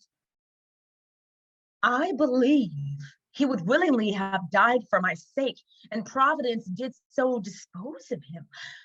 I little thought, after my escape from prison, when I had changed apparel with him, how completely our identity was to be confounded. He lies in the grave as James Murray of Torwood, in an unhallowed grave as a murderer. Were you near him when he fell in the pit? Dear Violet, thou art bewildered to ask me such a question. When we had changed clothes completely, and I had even forced him upon him as a gift, which he well deserved, the gold watch and seals of my family, we parted. And when his body was discovered, many weeks afterwards, face, as I understand, from the mutilation of bruises and corruption, was no longer recognizable. But this is a mournful subject, and it is useless to dwell upon it now. Very true. Let us speak of those things for which there is still cause of thankfulness. The Irish home you have found on the mountains of Wicklow, is it not a pleasant one? Pleasant to those who look on sky and cliff, on wood and torrent, to rouse and refresh the mind. In the intervals of such retirement as hath a purpose and a limit, the lonely outcast, what scene is pleasant? Meanest man who plies his honest trade in the narrow lane of a city, where passerbys may wish him a good day or bid Godspeed him, has a domicile and a home, which I think of within me. Oh, do not then live any longer in this deserted situation. I know what thou wilt offer, but it must not be. Why so? Since I have lost my dear mother and have no farther duty to detain me here, may I not cross the sea with you now and spend some time with you in Wicklow? It will be thought that I am gone to visit our Irish relation. No, my affectionate child, that may not be. I should go to our relation first, and nobody should know that I went anywhere else but Dungaren, nor shall I even tell him without your permission. Which thou shalt never have. Why do you utter those words so vehemently? He is honorable and true. He is thy lover, and thou believest him to be so. Are you displeased that he is my lover? Yes, I am displeased, for he will never be thy husband. Oh, think not so hardly of him. In his heart there is honor even stronger than affection. And if I might tell him of your being alive, I can— Art thou mad? Art thou altogether bereft of understanding? Swear to me on the faith of a Christian woman that thou wilt never reveal it. He is incapable of betraying anyone, and far less me. Hold thy tongue, simple creature. Every man seems true to the woman whose affections he hath conquered. I know the truth of man and the weakness of woman. Reason not with me on the subject, but solemnly promise to obey me. I should feel myself as one for whom the rope and the gibbet are preparing, should any creature but thyself know of my being alive. Woe is me. This is misery indeed. Do not look on me thus with such mingled pity and surprise. Call what I feel an excess of distrust, a disease, a perversion of mind, if thou wilt, but solemnly promise to obey me. Let my thoughts be what they may, I dare not resist the will of a parent. I solemnly promise. I am satisfied and shall return to my boat, which waits for me on the climb near the mouth of this burn, with a mind assured on so important a point, and assured of thy good conduct and affection. I hear a noise. 'Tis the moving of some owlet or hawk in the refts of the rock overhead. To this retired spot of evil report no human creature ever ventures to come, even at midday. I remember it used to be called the Warlock's Den, and had some old legendary pretensions to the name. There is a noise. Who's there? It is Dungaren. What shall we do? Be gone, father? I must stand to it now. He will be down upon us in an instant. It is too late to avoid him. No, it is not. He shall not come down. Robert Kennedy, is it thou? Does the voice of Violet Murray dare to ask me the question? Stay where thou art and come no farther. I dare ask of thee to be secret and to be generous. Distracting and mysterious creature, I obey thee. He retires, and we are safe. Let us now separate. Farewell, my dear father. You will come and see me again? I hope next summer to pay thee another and a less hurried visit. Farewell. No, do not embrace me. He is retired and will not look again. Be not too confident. Farewell. And remember thy solemn promise. My ship will sail for Ireland tomorrow. Morning early, and thou shalt hear from me soon.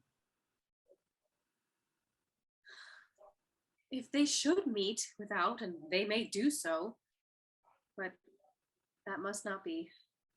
Dungaren, art thou still within hearing? I cannot speak to thee in so loud a voice. Come down to me here. Dungaren climbs down to the cave. Oh, Robert Kennedy, look not on me thus. I meant to thank you for your friendly forbearance, but now I have no utterance. I cannot speak to you when you look so upon me. Silence is best where words were vain and worthless. You deserve thanks, whether you accept them or not. To obey the commands of a lady deserves none. Nay, but it does, and I thank you most gratefully. He who was with me is gone, but will return again, no doubt, when the face of a casual intruder will not interrupt your conference. Oh, no, he will not return, may not ever return. Who he is and where he goes and how I am bound to him, oh, how I long to tell thee all and may not. What I have seen with mine eyes leaves you nothing to tell which I am concerned to hear. Be it so, since the pride of your heart so far outmates its generosity. You have put it out of my power to be generous, but you desire me to be secret and shall be obeyed. Is it your pleasure, madam, that I should conduct you to your home, since he who was with you is gone?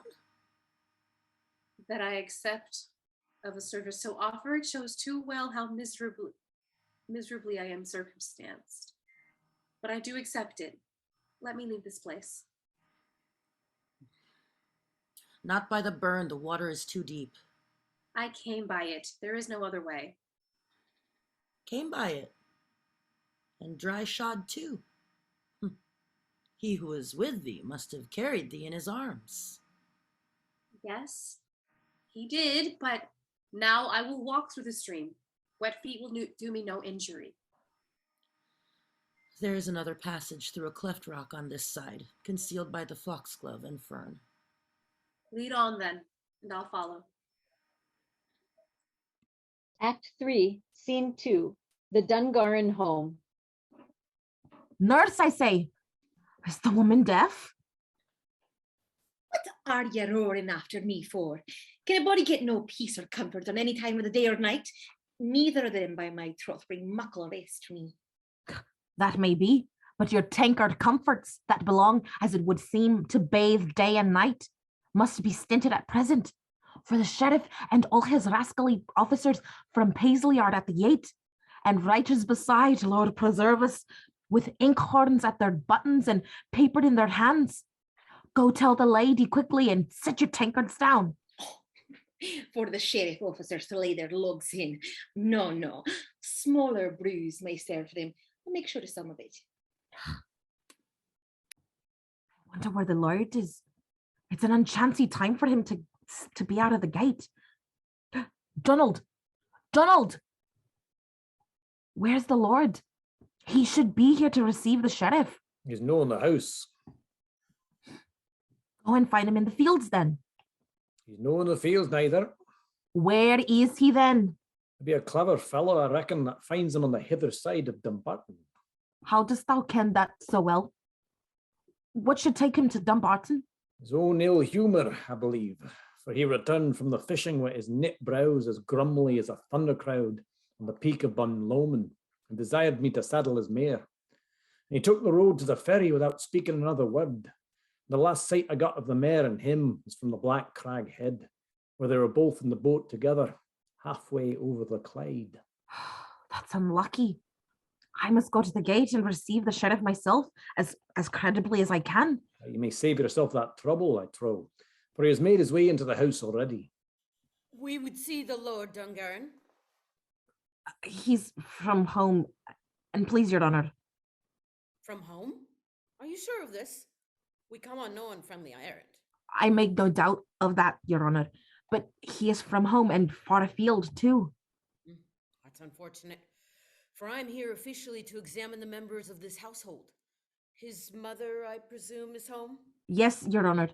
The lady is at home and will come to you immediately. It is said you have been disturbed with strange noises and visitations in this family, and that the young lady is more tormented than ever. What kind of noises have been heard? Oh, Lord, your honor. Such ill-rich din. I can compare it to nothing.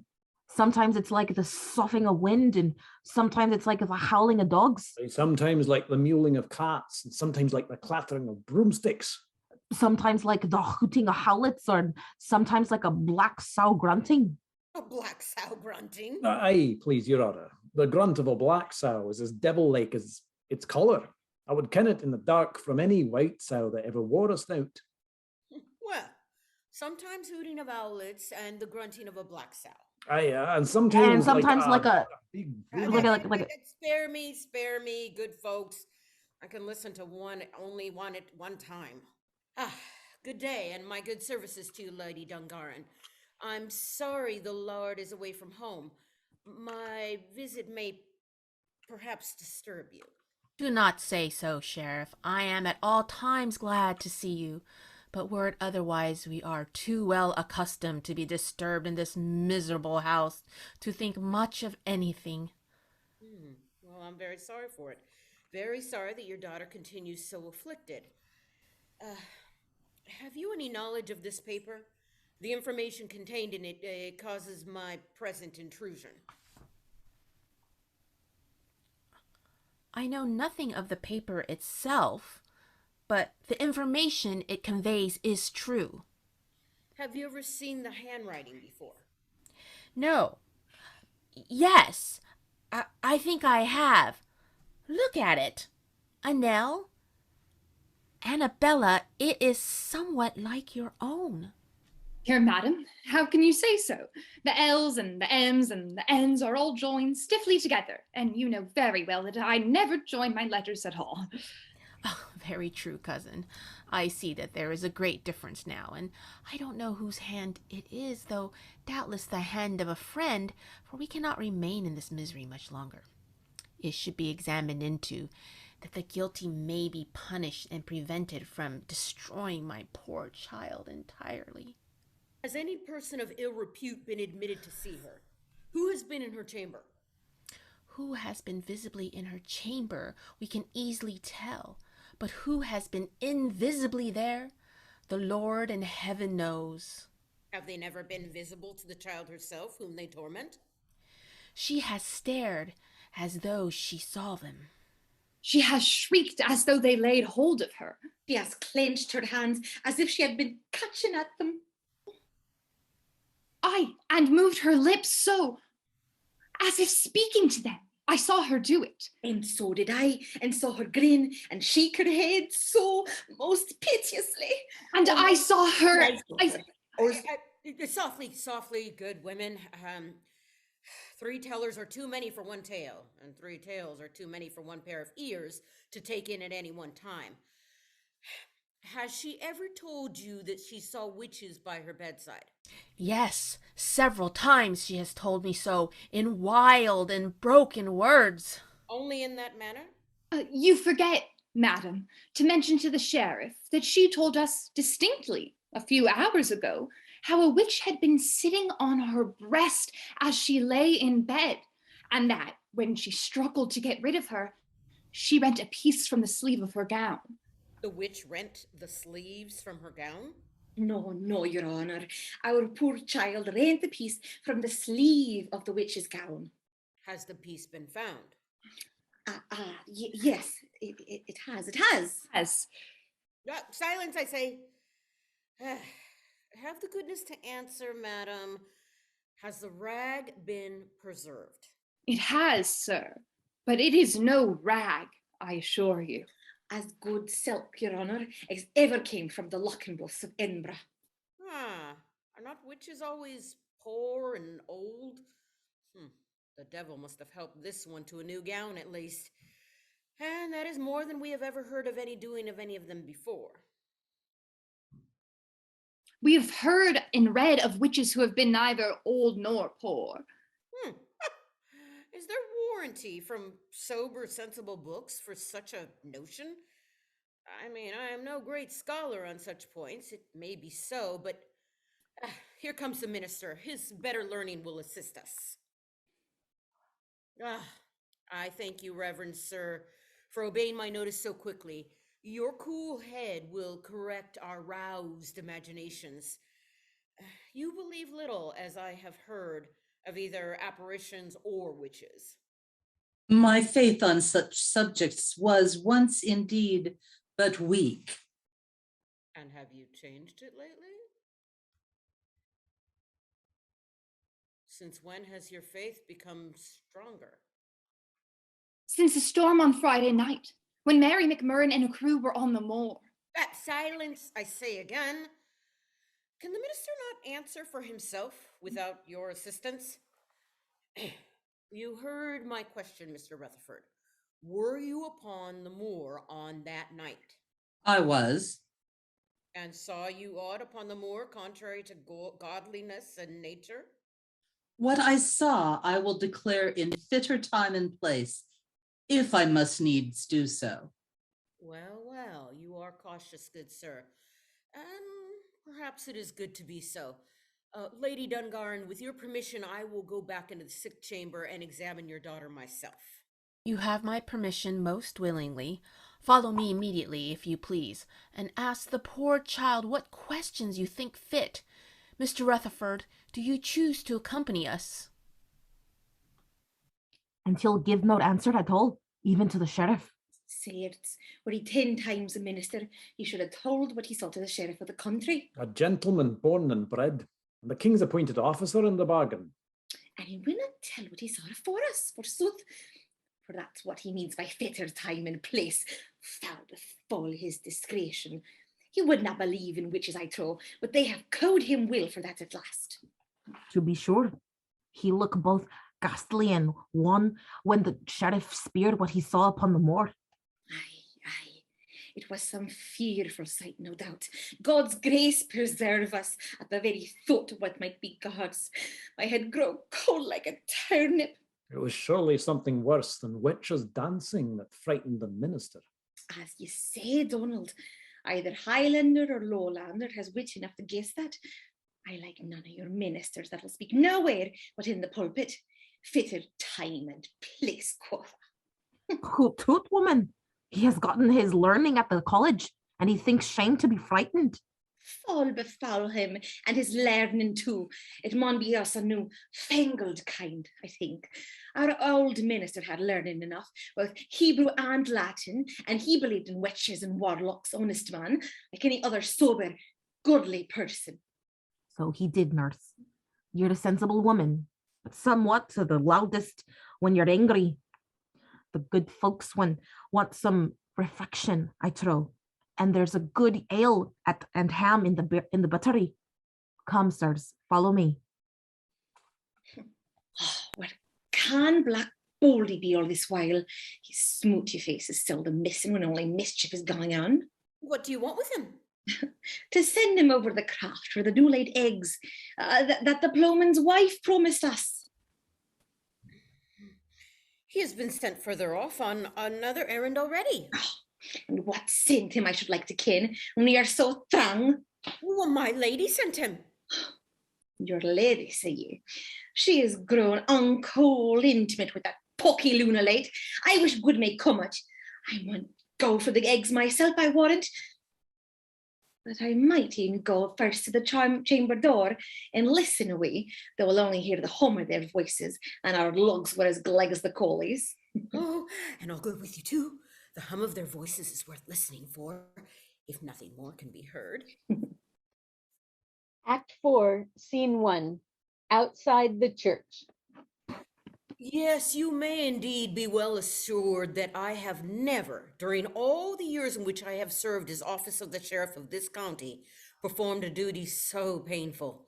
And I am very sensible that what I am compelled to summon you to perform is still more distressing. Were it not sinful, I could wish myself incapable, from disease or disaster or any other let, of giving legal testimony. Oh, to think of it clouds my brain with confusion and makes me sick at heart. Violet Murray, the young, the unfortunate, the gentle, and, I firmly believe, the innocent. To give evidence to her prejudice, it is a fearful duty. It is so good, sir. Yet it must be done. I have taken into custody on accusation of witchcraft the fairest woman in the west of Scotland, and you must answer on oath to the questions that may be put to you, whether it be for or against her. If she be innocent, Providence will protect her. If she be innocent, can anyone reasonably suppose that such a creature would be accused or even suspected, but on the strongest proofs of guilt? Some old haggard beldame with an ill name at any rate might be wrongfully suspected. But Violet Murray, good sooth, must have been where she should not have been, ere a tongue or a finger in the county would have wagged to her prejudice. That's what your wife says, I suppose.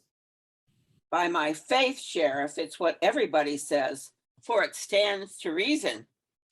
That it stands to folly would be an apter cause for everybody's saying it, my worthy Baillie. Grace be with us all. Does a minister of the gospel set his face against that for which there be plain text of scripture? And when cattle are drained dry, children possessed, storms raised, houses unroofed, Noises in the air and everyone's heart beating with distrust and fear of his neighbor. Is this a time for us to stand still and leave free scope for Satan and his imps to lord it over a sober and godly land? By my certes, I would carry faggots with my own hand to burn my nearest of kin, though her cheeks were like roses and her hair like threads of gold, if she were found but for one night joining in the eldritch revelry of a devil's convecticle. Ha! The judge is so near the town already. I would they were further off. They come sooner than I reckoned for. Soon or late, we must go to meet them as in duty bound. You take precedence, Sheriff. I will follow you. What is or is not in this mysterious matter lies beyond human reason to decide. That I must swear to the truth of what I have seen when questioned thereupon by authority is my only clear point of discernment. Hard necessity, my heart, in despite of every proof, whispers to me she is innocent. What noise is this?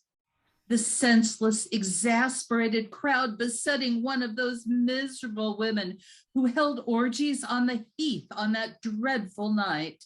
Devil's hag, she'll pay for her pastime now, I trow. For all the milk cow she's twitched. For all the bonny bairns she's blasted.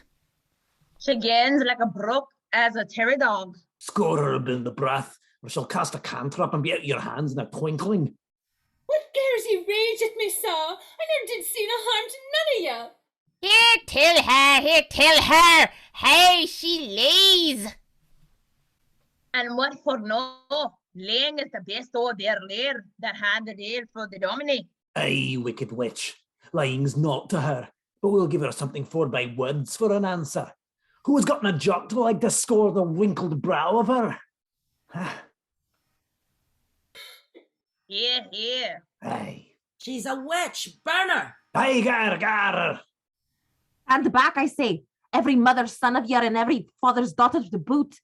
If the woman be a witch, will not she be burnt for it, as others of that calling have before her? Is that not enough to content you?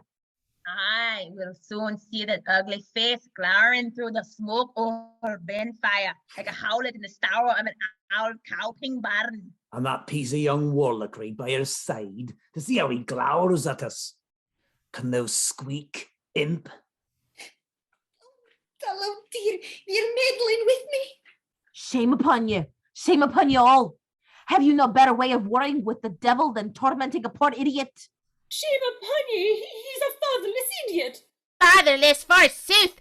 He's a fiend begotten imp, I have warranty, and should be sent to the dad he belongs to. Rid the way, I say, and go out of the gate, each soul and bulk of you. The judges are at hand, and my prisoner must be carried ere they come, else they'll order you all to the toll booth at a swoop.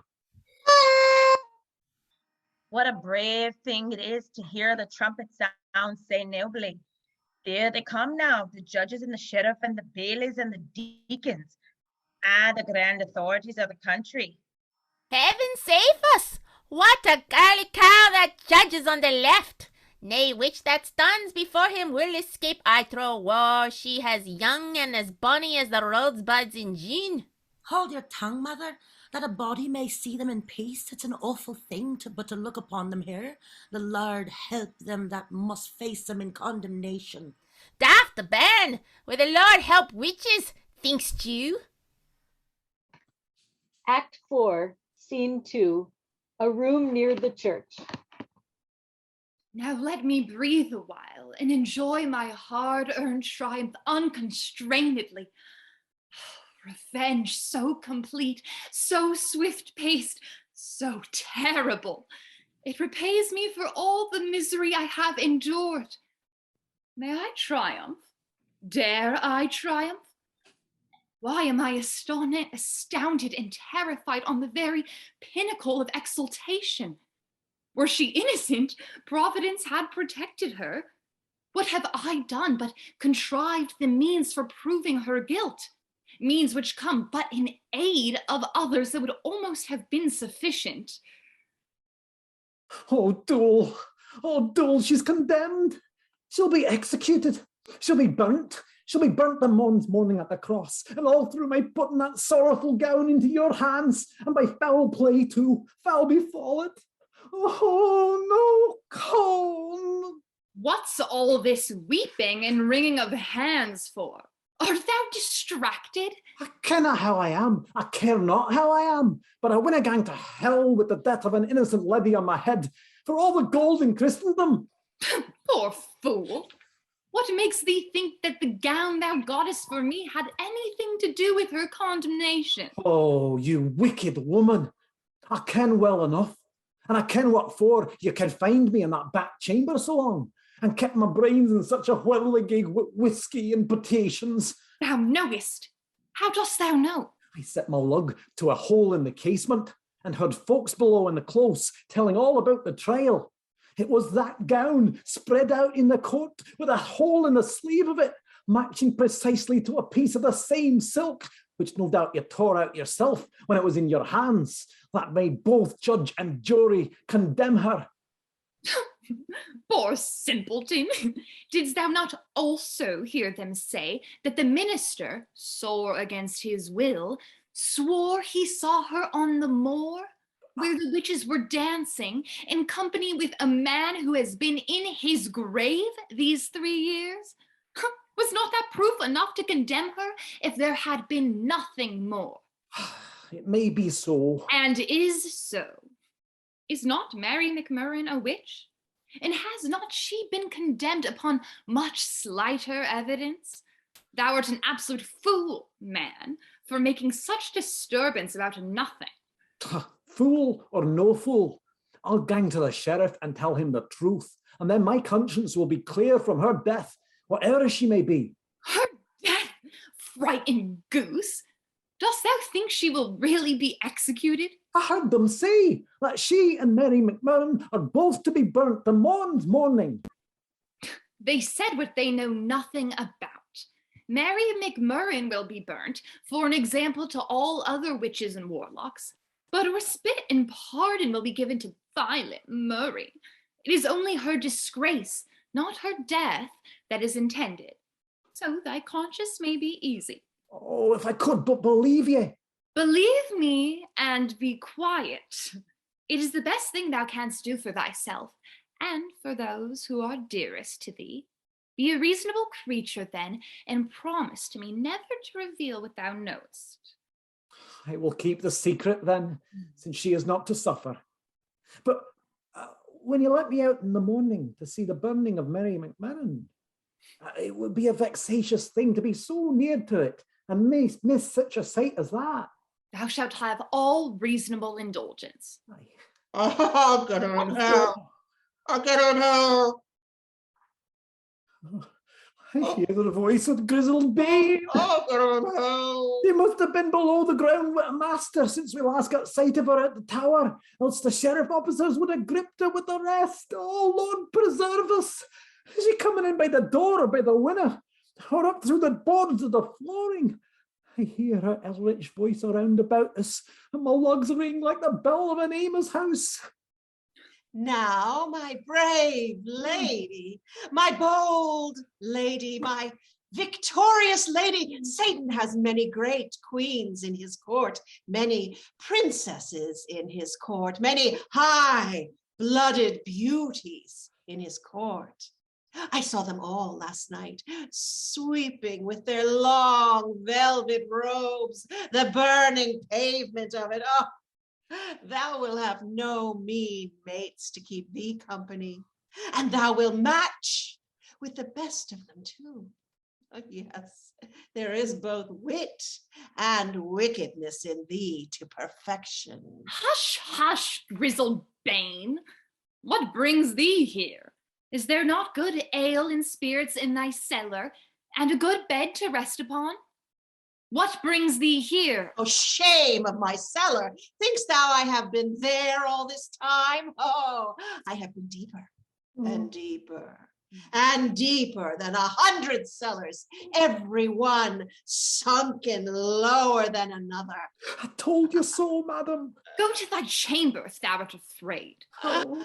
Deeper and deeper. Thou need not speak so loud, grizzled Bane.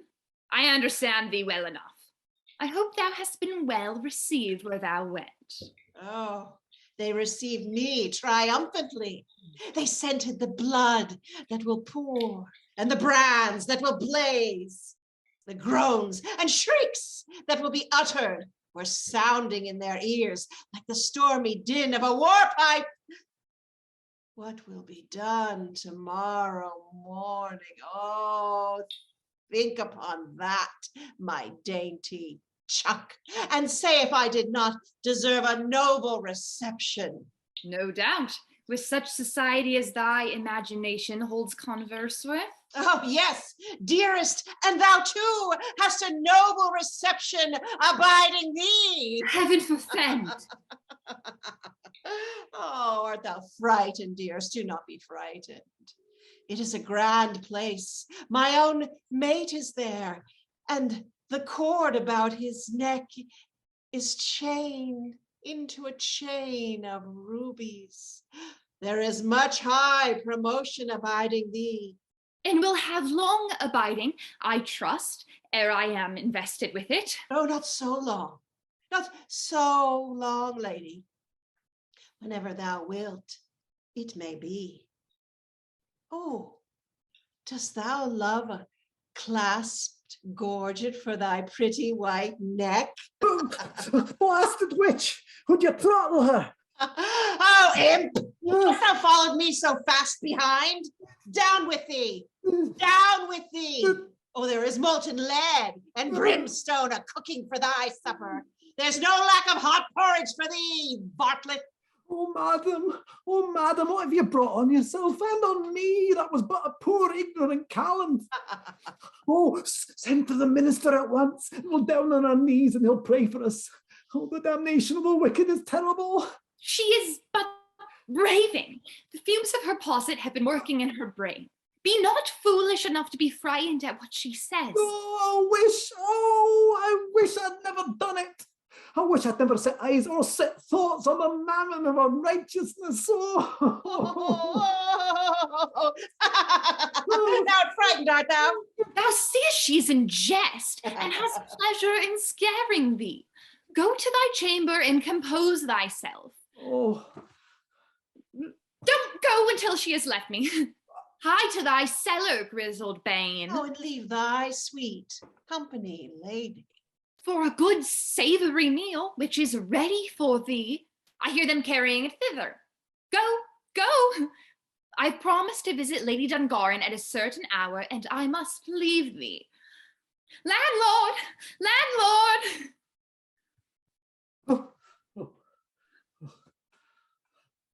Is Grizzled Bane's meal ready? Yes, madam, and with as good brandy to relish as either lord or lady could desire.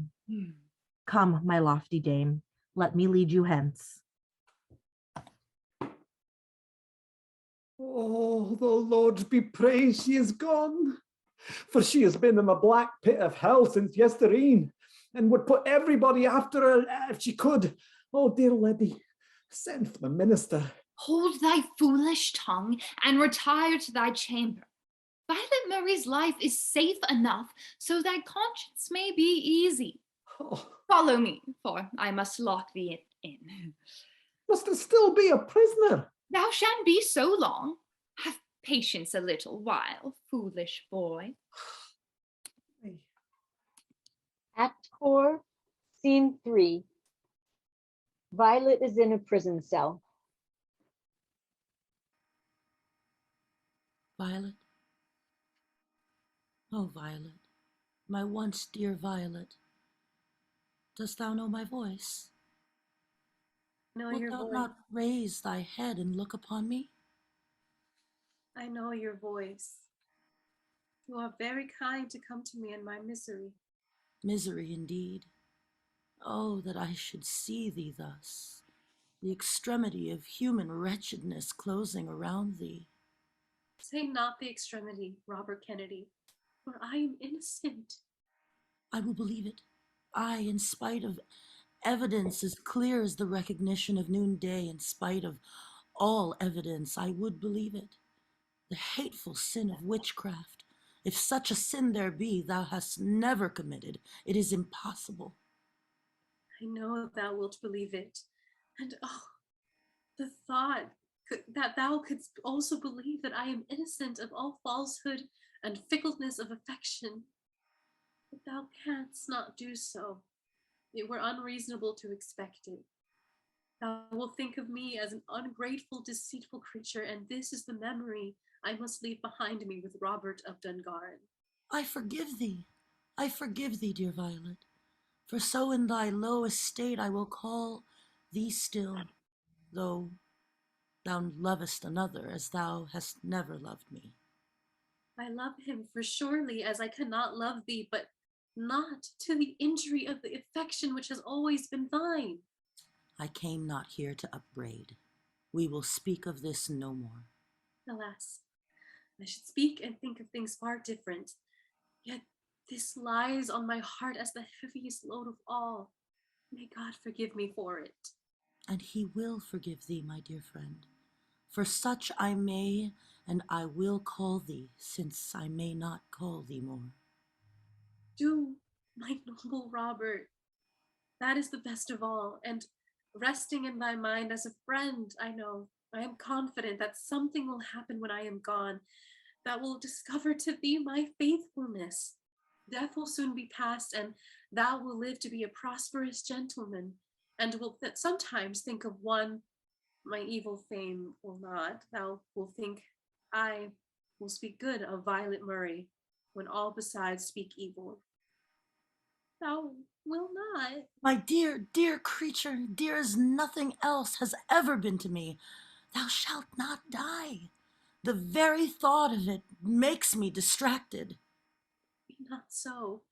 It is the manner of it that distresses thee. But has it not been the death of the martyrs, of the holy and the just, of those the dust of whose feet I had been unworthy to wipe? Think of this, and be assured that I shall be strengthened to bear it. If deliverance should be frustrated. What art thou talking of? Thou art indeed distracted.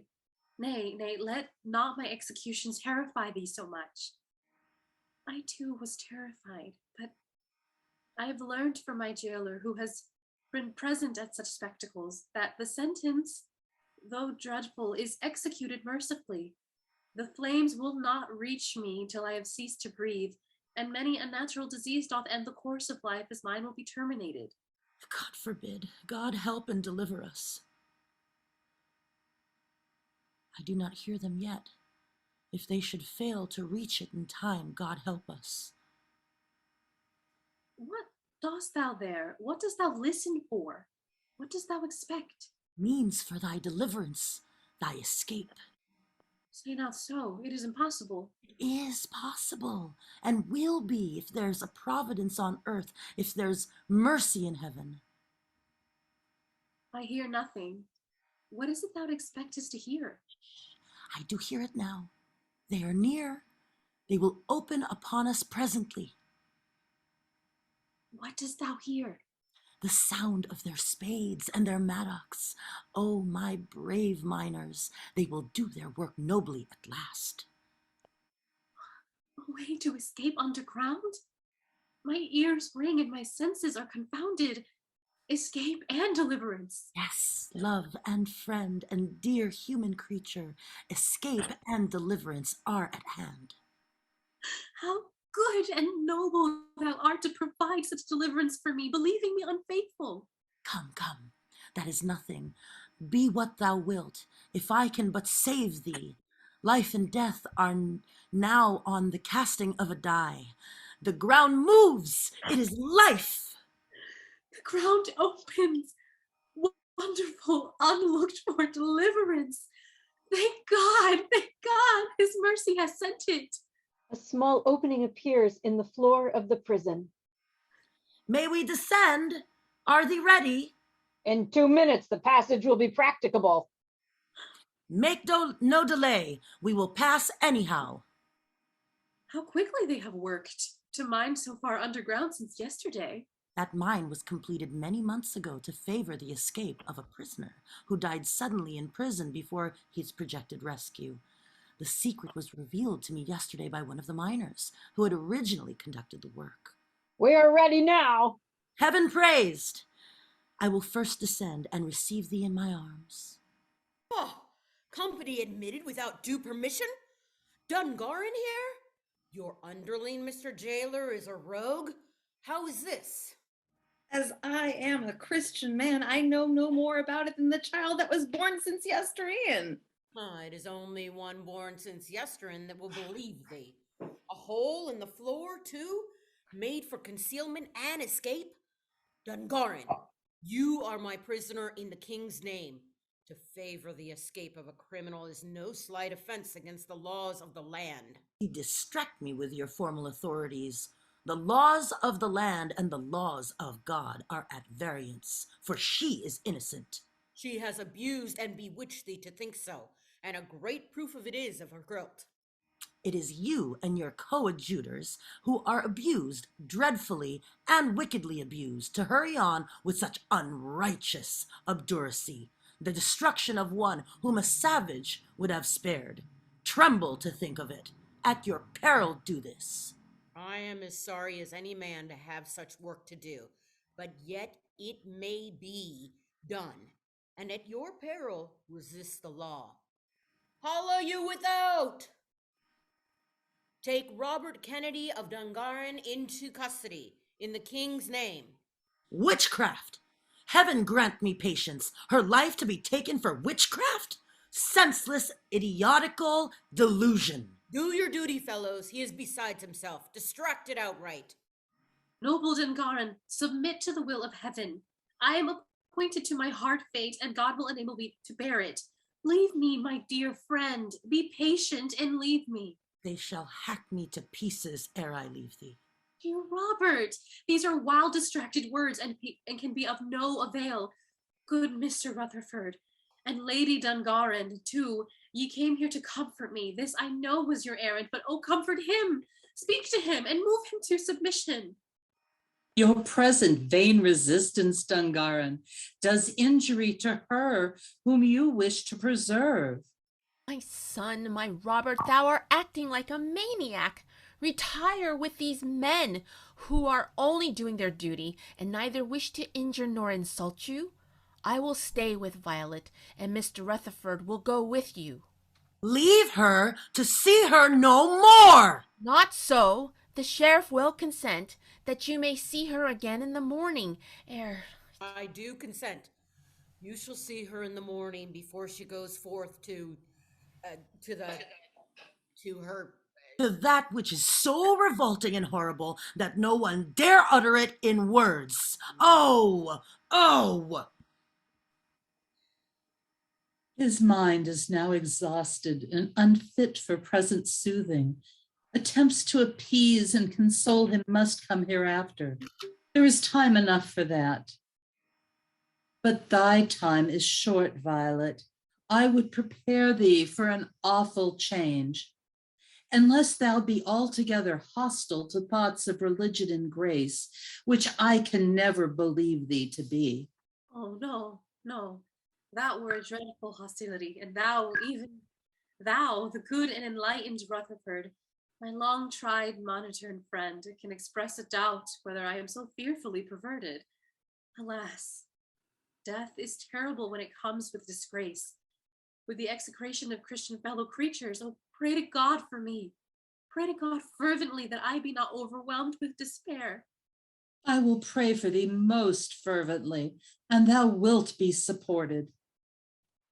I have been at times, since my condemnation, most wonderfully composed and resigned, as if I floated on a boundless ocean beneath his eye who says, "Be calm, be still, it is my doing."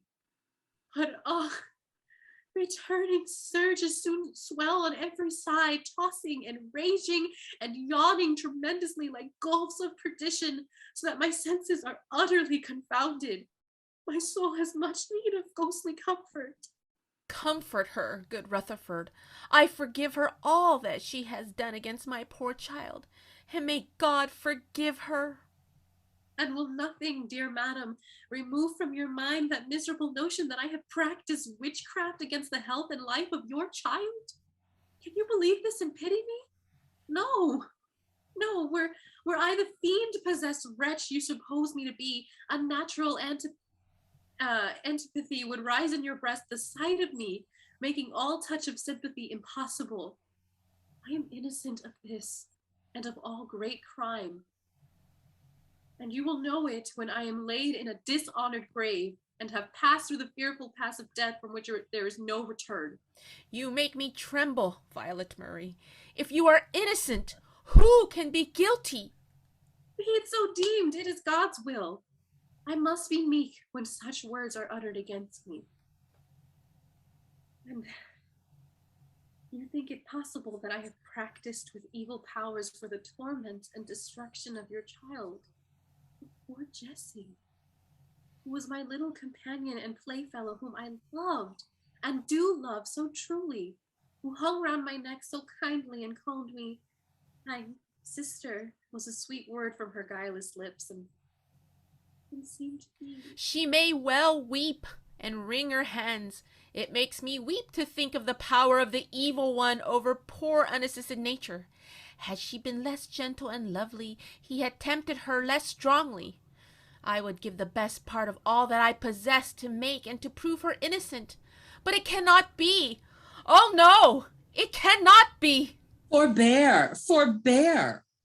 Prayer and supplication to the throne of mercy for that grace which can change all hearts, convert misery into happiness, and set humble, chastened penitents by the side of undeviating virtue. Prayer and supplication for a poor stricken sister and for our sinful selves is our fittest employment now.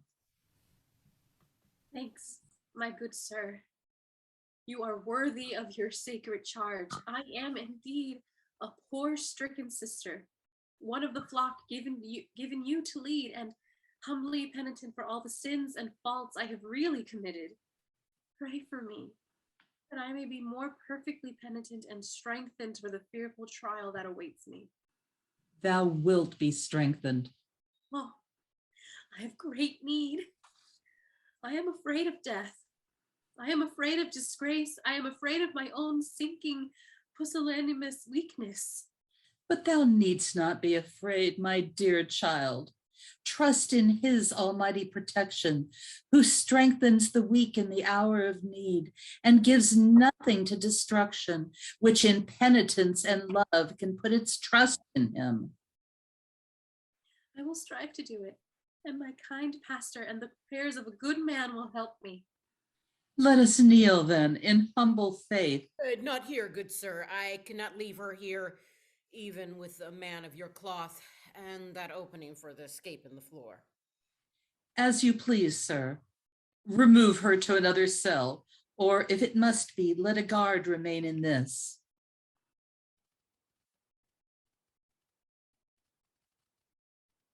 Is it ready, attendant? You must be removed to another prison room. As you please, Sheriff. Lean upon me, madam. Woe the day that I should lodge so fair a lady in such unseemly chambers. I thank you for your courtesy, good sheriff. You do what you deem to be your duty, and when you are at last undeceived and convinced of my innocence, as I know you will one day, you will be glad to remember that you did it with courtesy.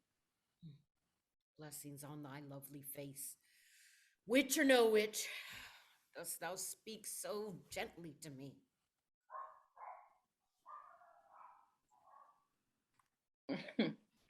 A bonny witch and a cunning one has ever signed compact with Satan. I wonder what cantrap she'll devise for the morn when the pinching time comes. I wish it were over. Act 5, Scene 1. A room with a window looking towards the execution grounds. Here, madam, you can remain concealed from everybody and see the execution distinctly from your window. Yes, this is what I want. And you must let no creature come here on any account. Keep your promise upon this point, I charge you. Trust me, madam, nobody shall enter this room, though they carried a bag of gold in their hand. I have refused a large sum for the use of that window, and expecting some schoolboys and apprentices who have climbed up to the roof of the house. There is not a creature in the tenement, but grizzled Bane and Black Baldy, each in their place of confinement. I thank thee, landlord, and will reward thee well. Thou shalt be no loser for the money thou hast refused on my account. What is the hour? The Abbey Church struck 8, as I reckoned half an hour ago. Longer than that, much longer. The time should be close at hand for leading out the criminals. What a concourse of people are assembled, in such a deep silence through the hall. Aye, in the day of doom, they will scarcely stand closer and quieter. Hold thy tongue. We know nothing of such matters. But what the Holy Book reveals to us. Leave me, I pray thee. I would be alone. Half an hour? No half hour were ever of such a length. Landlord! Ho! Landlord! What is your pleasure, madam? Art thou sure that no reprieve has arrived? It must be past the hour. Ha! The time is true. That awful sound. It gives notice that the prisoners will soon be led forth. Lord, have mercy on their sinful souls, on all sinful souls. Thou mayest go. I would be alone. Now comes the fearful consummation. Her arts, her allurements, her seeming beauty, her glamour and her power. What will they all amount to when the noon of this day shall be past? Few black ashes and a few scorched bones. Fie upon these cowardly thoughts, the sinking confidence. Revenge is sweet. Revenge is noble. Revenge is natural. What price is too dear for revenge? Why this torment and commotion? To procure false evidence for the conviction of one whom we know or believe to be guilty. Is this a sin past redemption? No, it is but the sacrifice of truth for right and useful ends. I know it is. Reason says it is, and I will be firm and bold in spite of human infirmity. Yes, dearest, thou art very bold. There is not a cloven foot nor a horned head of all wickeder and bolder than thou art. What brings thee here? To be in such noble company. What dost thou mean by that? Every word hath its meaning, lady, though every meaning hath not its word, as thou very well knowest. I am great. Thou art great. Oh. But the greatest of all stands yonder. Oh, dost thou point at? Oh, but I see nothing. Thou wilt soon, dearest. The master we both serve is standing near us. His statue is lofty. His robe is princely. His eyes are like two flames of fire. And the one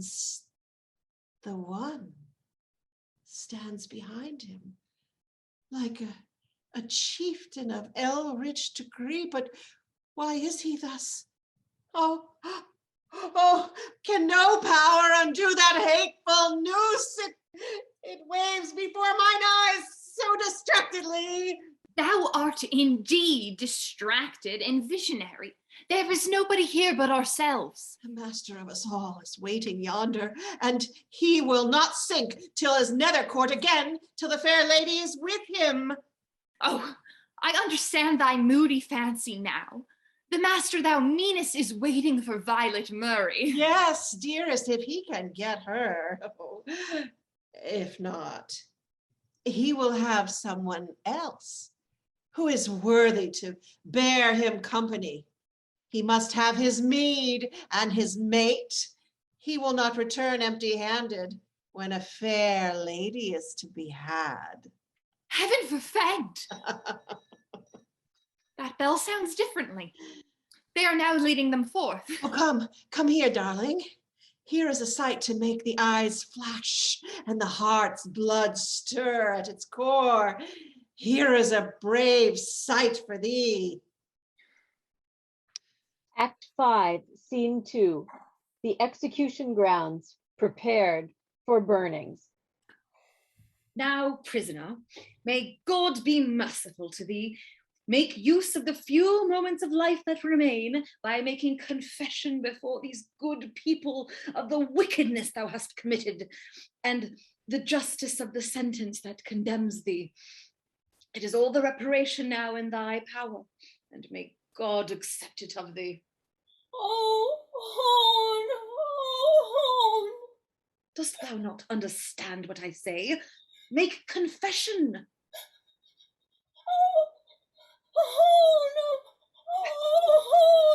dost thou hear me, woman? Make confession. Confession? Oh, yes, confession, woman. Tell me what it is and I'll say it. How cunning she is to the last. Didst thou not confess on thy trial that thou wert a witch and hadst tryst meetings and dealings with the devil? Oh, Lord have mercy on me.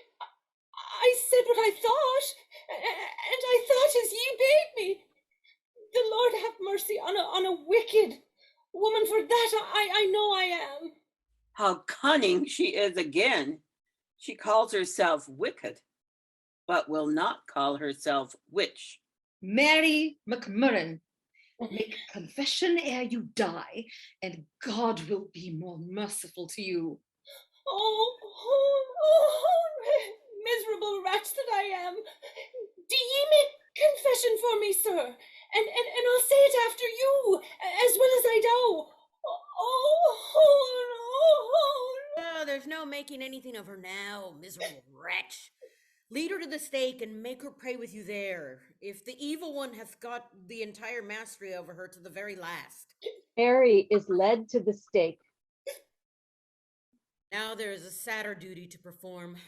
The fair, the young, and the gentle must be brought forth to shame and to punishment. Violet Murray is brought forth. Now, madam, it is time that I should receive you from any commands you may wish to entrust me with. They shall be faithfully obeyed. I thank you, Mr. Sheriff.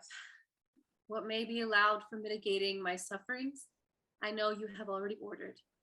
Have you also given similar directions on behalf of my miserable companion? I have, madam. Thanks for your mercy. My passage to a better state will be short, and of God's mercy there I have no misgivings. For of the crime laid to my charge I am as innocent as the child newly born, as you yourself, worthy sir, or this good man on whose arm I now lean. If this be so, lady, woe to the witnesses, the judges, and the jury by whom you are condemned. Say not so. I am condemned by what honest, though erring, men believe to be the truth. What God alone knows to be the truth is not for man's direction.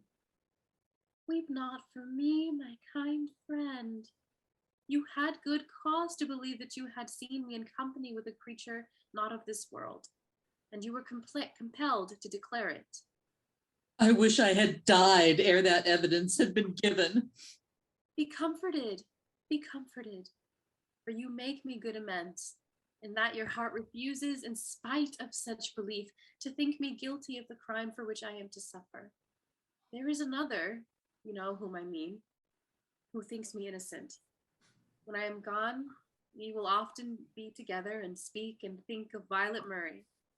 This is the memory I shall leave behind me. My evil fame, who others is of little moment, and yet I needs must weep to think of it, this human weakness. God bless and strengthen thee, my daughter, in this thy last extremity. Fear not for that. I am strengthened. You have prayed for me fervently, and I have prayed for myself. And think ye I shall not be supported? And these good people too. Some of them, I trust, will pray for me. They will one day know that I am innocent. We know it already. I command silence. Mr. Sheriff, your duty calls upon you. Madam, You speak and turn from me. I understand you. I am compelled to say, though most unwillingly, our time is run. And I am ready. The last fearful step of my unhappy course only remains. You have gone far enough, my good sir. Receive my dying thanks for all your kindness, and let us part. Farewell. Till we meet in a better world. Nay, nay, I will be with thee till all is over, cost what it may, though it should kill me.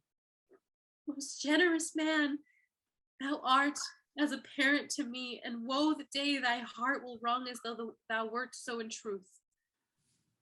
Sheriff, why so dilatory? Proceed to the place of execution. Not so hasty, sir. The psalm must first be sung. It will be sung when she is at the stake. Would thou wert in her stead, heartless bigot. Raise the psalm here. You are very humane, good sheriff, but we shall, if you please, proceed to the place appointed. Stop! Stop! Stop the execution!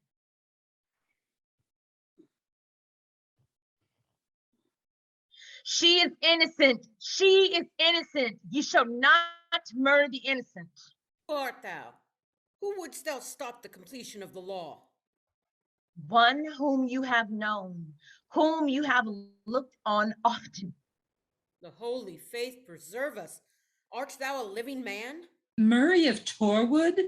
Doth the grave give up its dead when the sun is shining in the sky? Ah, look to the lady, she is swooned. My dear, my noble child, thine own misery thou couldst sustain, but mine has overwhelmed thee, dear, dear child. Dungaren broke from prison in defiance of the law. In defiance of all earthly things. Who art thou? What right hast thou to support Violet Murray? The right of a father, a miserable father. Her father is dead. Not so, Dungaren. I were dead, if it could save her life. This good man, whose word is truth itself, laid Murray of Torwood in the grave with his own hands. Did he examine the face of the corpse which he so piously interred? I had changed clothes with my faithful servant, but it is a story tedious to tell. And can ye doubt his claims to identity, who, in the very act of making them, subjects his own life to the forfeit of the law? By my faith, he is a condemned murderer and will be required of our hands. Keep well on the watch that he may not escape. She seems to revive. She will soon recover. And it was you who were with her on the heath and in the cave. It was I, Dungaren. No apparition. No clandestine lover, but her own father. Call him not father. I own him not. Send him away, dear Robert. My generous child, the strength of thy affection is wonderful, but it is all vain. I here submit myself willingly to the authority of the law. Though innocent of the crime for which I am condemned, the willful murder of a worthy gentleman. And now, Mr. Sheriff, you cannot refuse to reprieve her, who is mainly convicted for that in being seen with me. She seemed to hold intercourse with apparitions or beings of another world. Reason. God be praised for it. God be praised, she is safe. There be other proofs against her besides that. Be they what they may, they are false. Enter Black Baldy letting himself down from a window. Here, my Lord Sheriff, hear me, Your Honor. Hear me, Dungaren. Hear me, all present. She's innocent. I stole it. I stole it myself. And the Lady Annabel tempted me, and I stole it. Oh, simple fool. It is not for theft she is condemned. Can that well, Your Honor? She's condemned for being a witch, and she's no witch. I stole it myself and gave it to the Lady Annabel, who cut out the hole in the sleeve of it. I'll be sworn. Oh, little did I think what wicked purpose she was after. Yes, my gallant. I comprehend thee now. It is that gown which was produced in the court thou art talking of. Thou stole it for the lady, Annabel? And she cut a piece out of it, which she pretended to have found in the sick chamber? Even so, Your Honor. Oh, whip me, banish me, or hang me. And it must be so, but let the innocent lady be. Oh, well, I'll take the punishing of thee into my own hands, knave. What shrieks are these? Annabella and Grizzled Bane are seen struggling inside the house.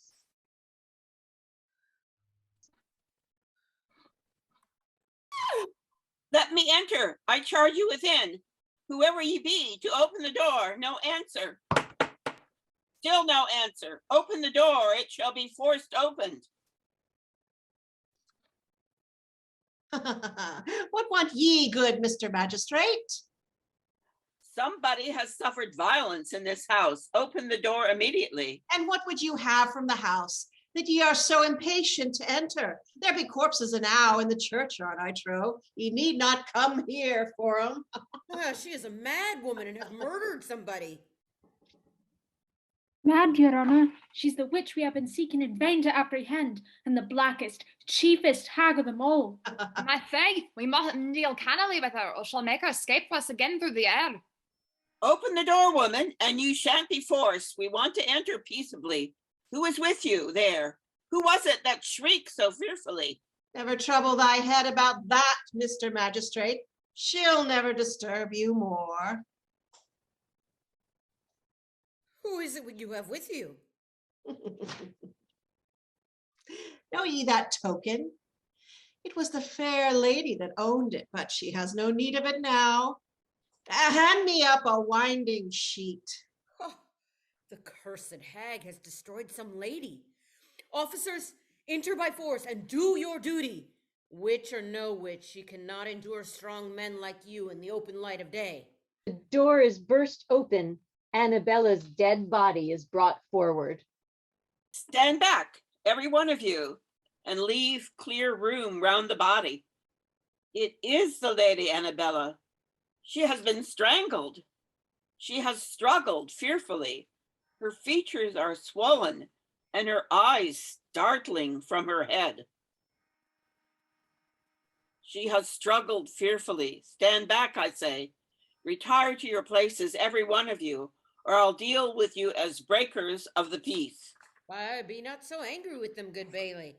They have some frightful sight to stare at, and they will be disappointed of that which they came for. Disappointed, Sheriff? You do not mean, I hope, to reprieve that foul witch at the other stake. Is not one execution enough for them?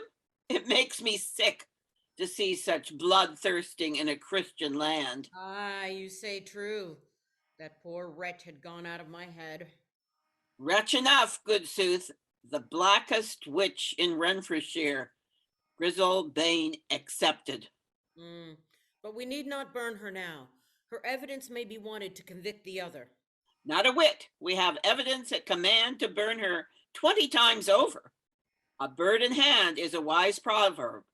If we spare her now, she may be in Norway or Lapland when we want her again for the stake. And this is thy fearful end, most miserable woman. It wrings my heart to think of what thou wert and what thou mightst have been. Your authority having, on these undoubted proofs of her innocence, reprieved her, may I request that she be now withdrawn from the public gaze? It is not fit that she should be further exposed. True, Torwood. You shall lead her back to prison, where she shall only remain till safe and commodious apartments are prepared for her. As for yourself, I am sorry to say we have no power to lodge you otherwise than as a condemned man, obnoxious to the last punishment of the law. Oh, say not so, dear sir. He had made his escape. He was safe, he was free, and he surrendered himself into your hands to save the life of his child. Will ye take advantage of that? It were cruel and ungenerous. We act, lady, under authority, and must not be guided by private opinions and affections. Most assuredly, it is our duty to obey the law and to make it be obeyed without fear or favor. On my knees, I beseech you. I beseech you for an innocent man. Royal mercy may be obtained if you will grant the time to save the life of the innocent. Innocent, I mean of intentional murder. Has he further proof of such innocent to produce than was shown on his trial? If he has not, all application for mercy were vain. He slew the man with whom he had a quarrel, without witnesses. If he is innocent, it is to God and his own conscience, but the law must deem him guilty. He did it not without witnesses, but he who was present is dead. Alas, alas, if Fotheringham had been alive, he had been justified. Forbear to urge that plea, lady, that the only person who was present at the quarrel or combat is dead or disappeared throws a greater shade of darkness on the transaction. These are hard words, Baillie, and unnecessary. You may think so, Sheriff, but if you yield on this point, I entirely dissent from it. From granting any delay to the execution of his sentence. Shall a man be made gainer for having defied the law and broken from his prison? I am afraid that we can do nothing for you. You must prepare for the worst. I came here so prepared, worthy sir. I knew you could do nothing for me. Forbear, dearest child. Thou humblest thyself in vain. I will meet fate as a man. Do not add to my suffering by giving way to such frantic humiliation. Dungaren, I commit her to your protection. You will be her honorable friend. Aye, and her devoted husband also, if you esteem me worthy to be so. Worthy to be her husband, were she the daughter of a king, my noble Robert Kennedy. But thou must not be the son-in-law of such a one as I am, one whose life has been terminated by... I despise the prejudice. But I do not. Oh, I cannot despise it. If my father must suffer, I will never marry thee, and I will never marry another. My fate is sealed. Thou and this good man will be my friends, and heaven will, in pity, make my earthly course a short one. A creature so stricken with sorrow and disgrace has nothing to do in this world but to wait in humble patience till God in his mercy takes her out of it. Come from this hateful spot, my sweet child. Cruel as our lot is, we shall be, for what remains of this day, together. Aye, there she comes, the devil raging within her. The blackest witch of all. Let her be blunt at the stake that was meant for the lady. Hurrah, hurrah, more faggots and a fiercer fire for Griseld. Hurrah in defiance to Satan and his agents. You will please, Mr. Sheriff, to make the contents of this paper public. I charge everyone here, at his peril, to be silent. Be it known unto all men that the King's Majesty, with the Lords and Commons in Parliament assembled, have decreed that the law punishing what has been called the crime of witchcraft as felonious offense be repealed. Therefore repealed accordingly. Henceforth, there shall be no person be prosecuted at law as a wizard or witch throughout these realms, And any person or persons who shall offer injury to anyone as being guilty of the supposed crime of witchcraft shall be punished for such aggressions. God save the king.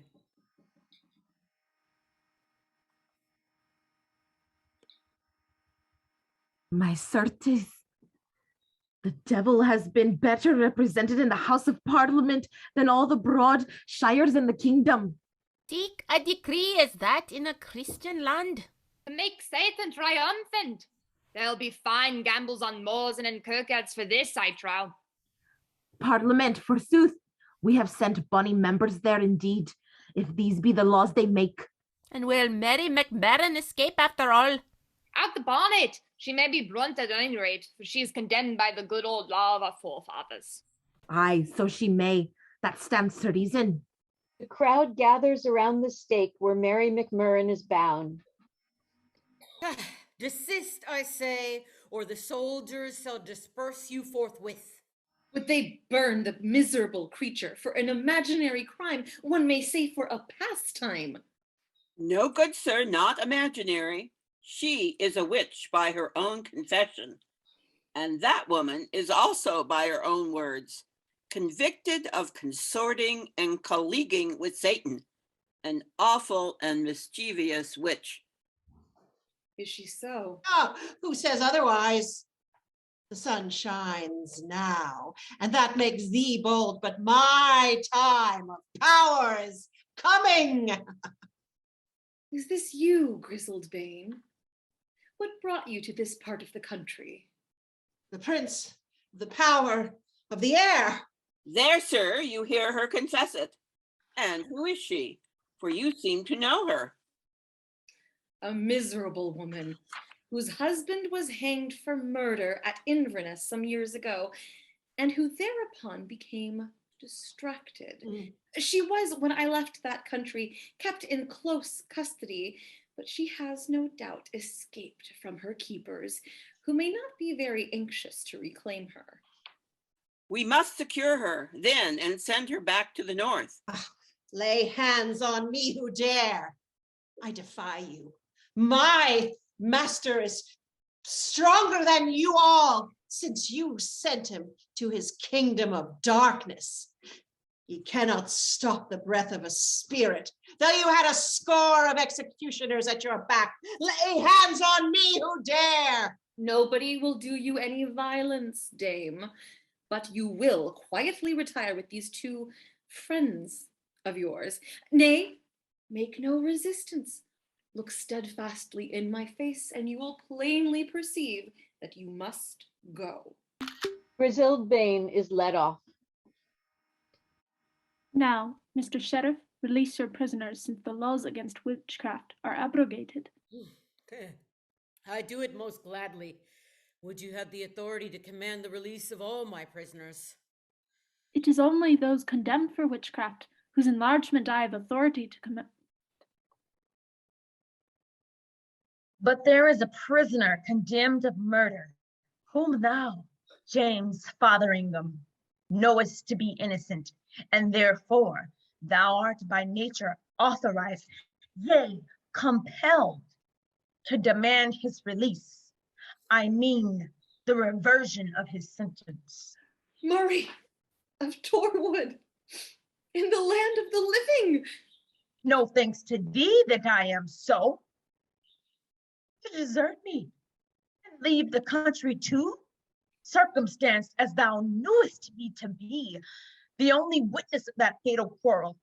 Was it the act of a friend, of a Christian, of a man? No, neither of a Christian nor a heathen, had it been a voluntary act. But you were not yet in custody when I left the country, with no intention of going further than the southern coast of Ireland to visit a dying relation. In Ireland all these years. Be not so hasty. That coast I never reached. A violent storm drove our vessel out to sea, where she was boarded and captured by a pirate. My varied tale, dear Murray, you shall hear on a fitter occasion. But thank God that I am now here and have this day accompanied my friend on his public errand, still in time to save thee. For hearing on my return to England some weeks ago thy sad story, how thou hadst been condemned, hadst made thy escape from prison, how thy dead body was found in a pit and interred, I was in no hurry to proceed northwards, as the justification of thy memory could not be disappointed. Thou shouldst not have suffered even my memory to rest under such imputation. No, not an hour. Dear father, be not so stern when deliverance, a blessed deliverance is sent to thee. See, there is a tear in his eye. It was not want of friendship that detained him. I thank thee, sweet lady, for taking my part.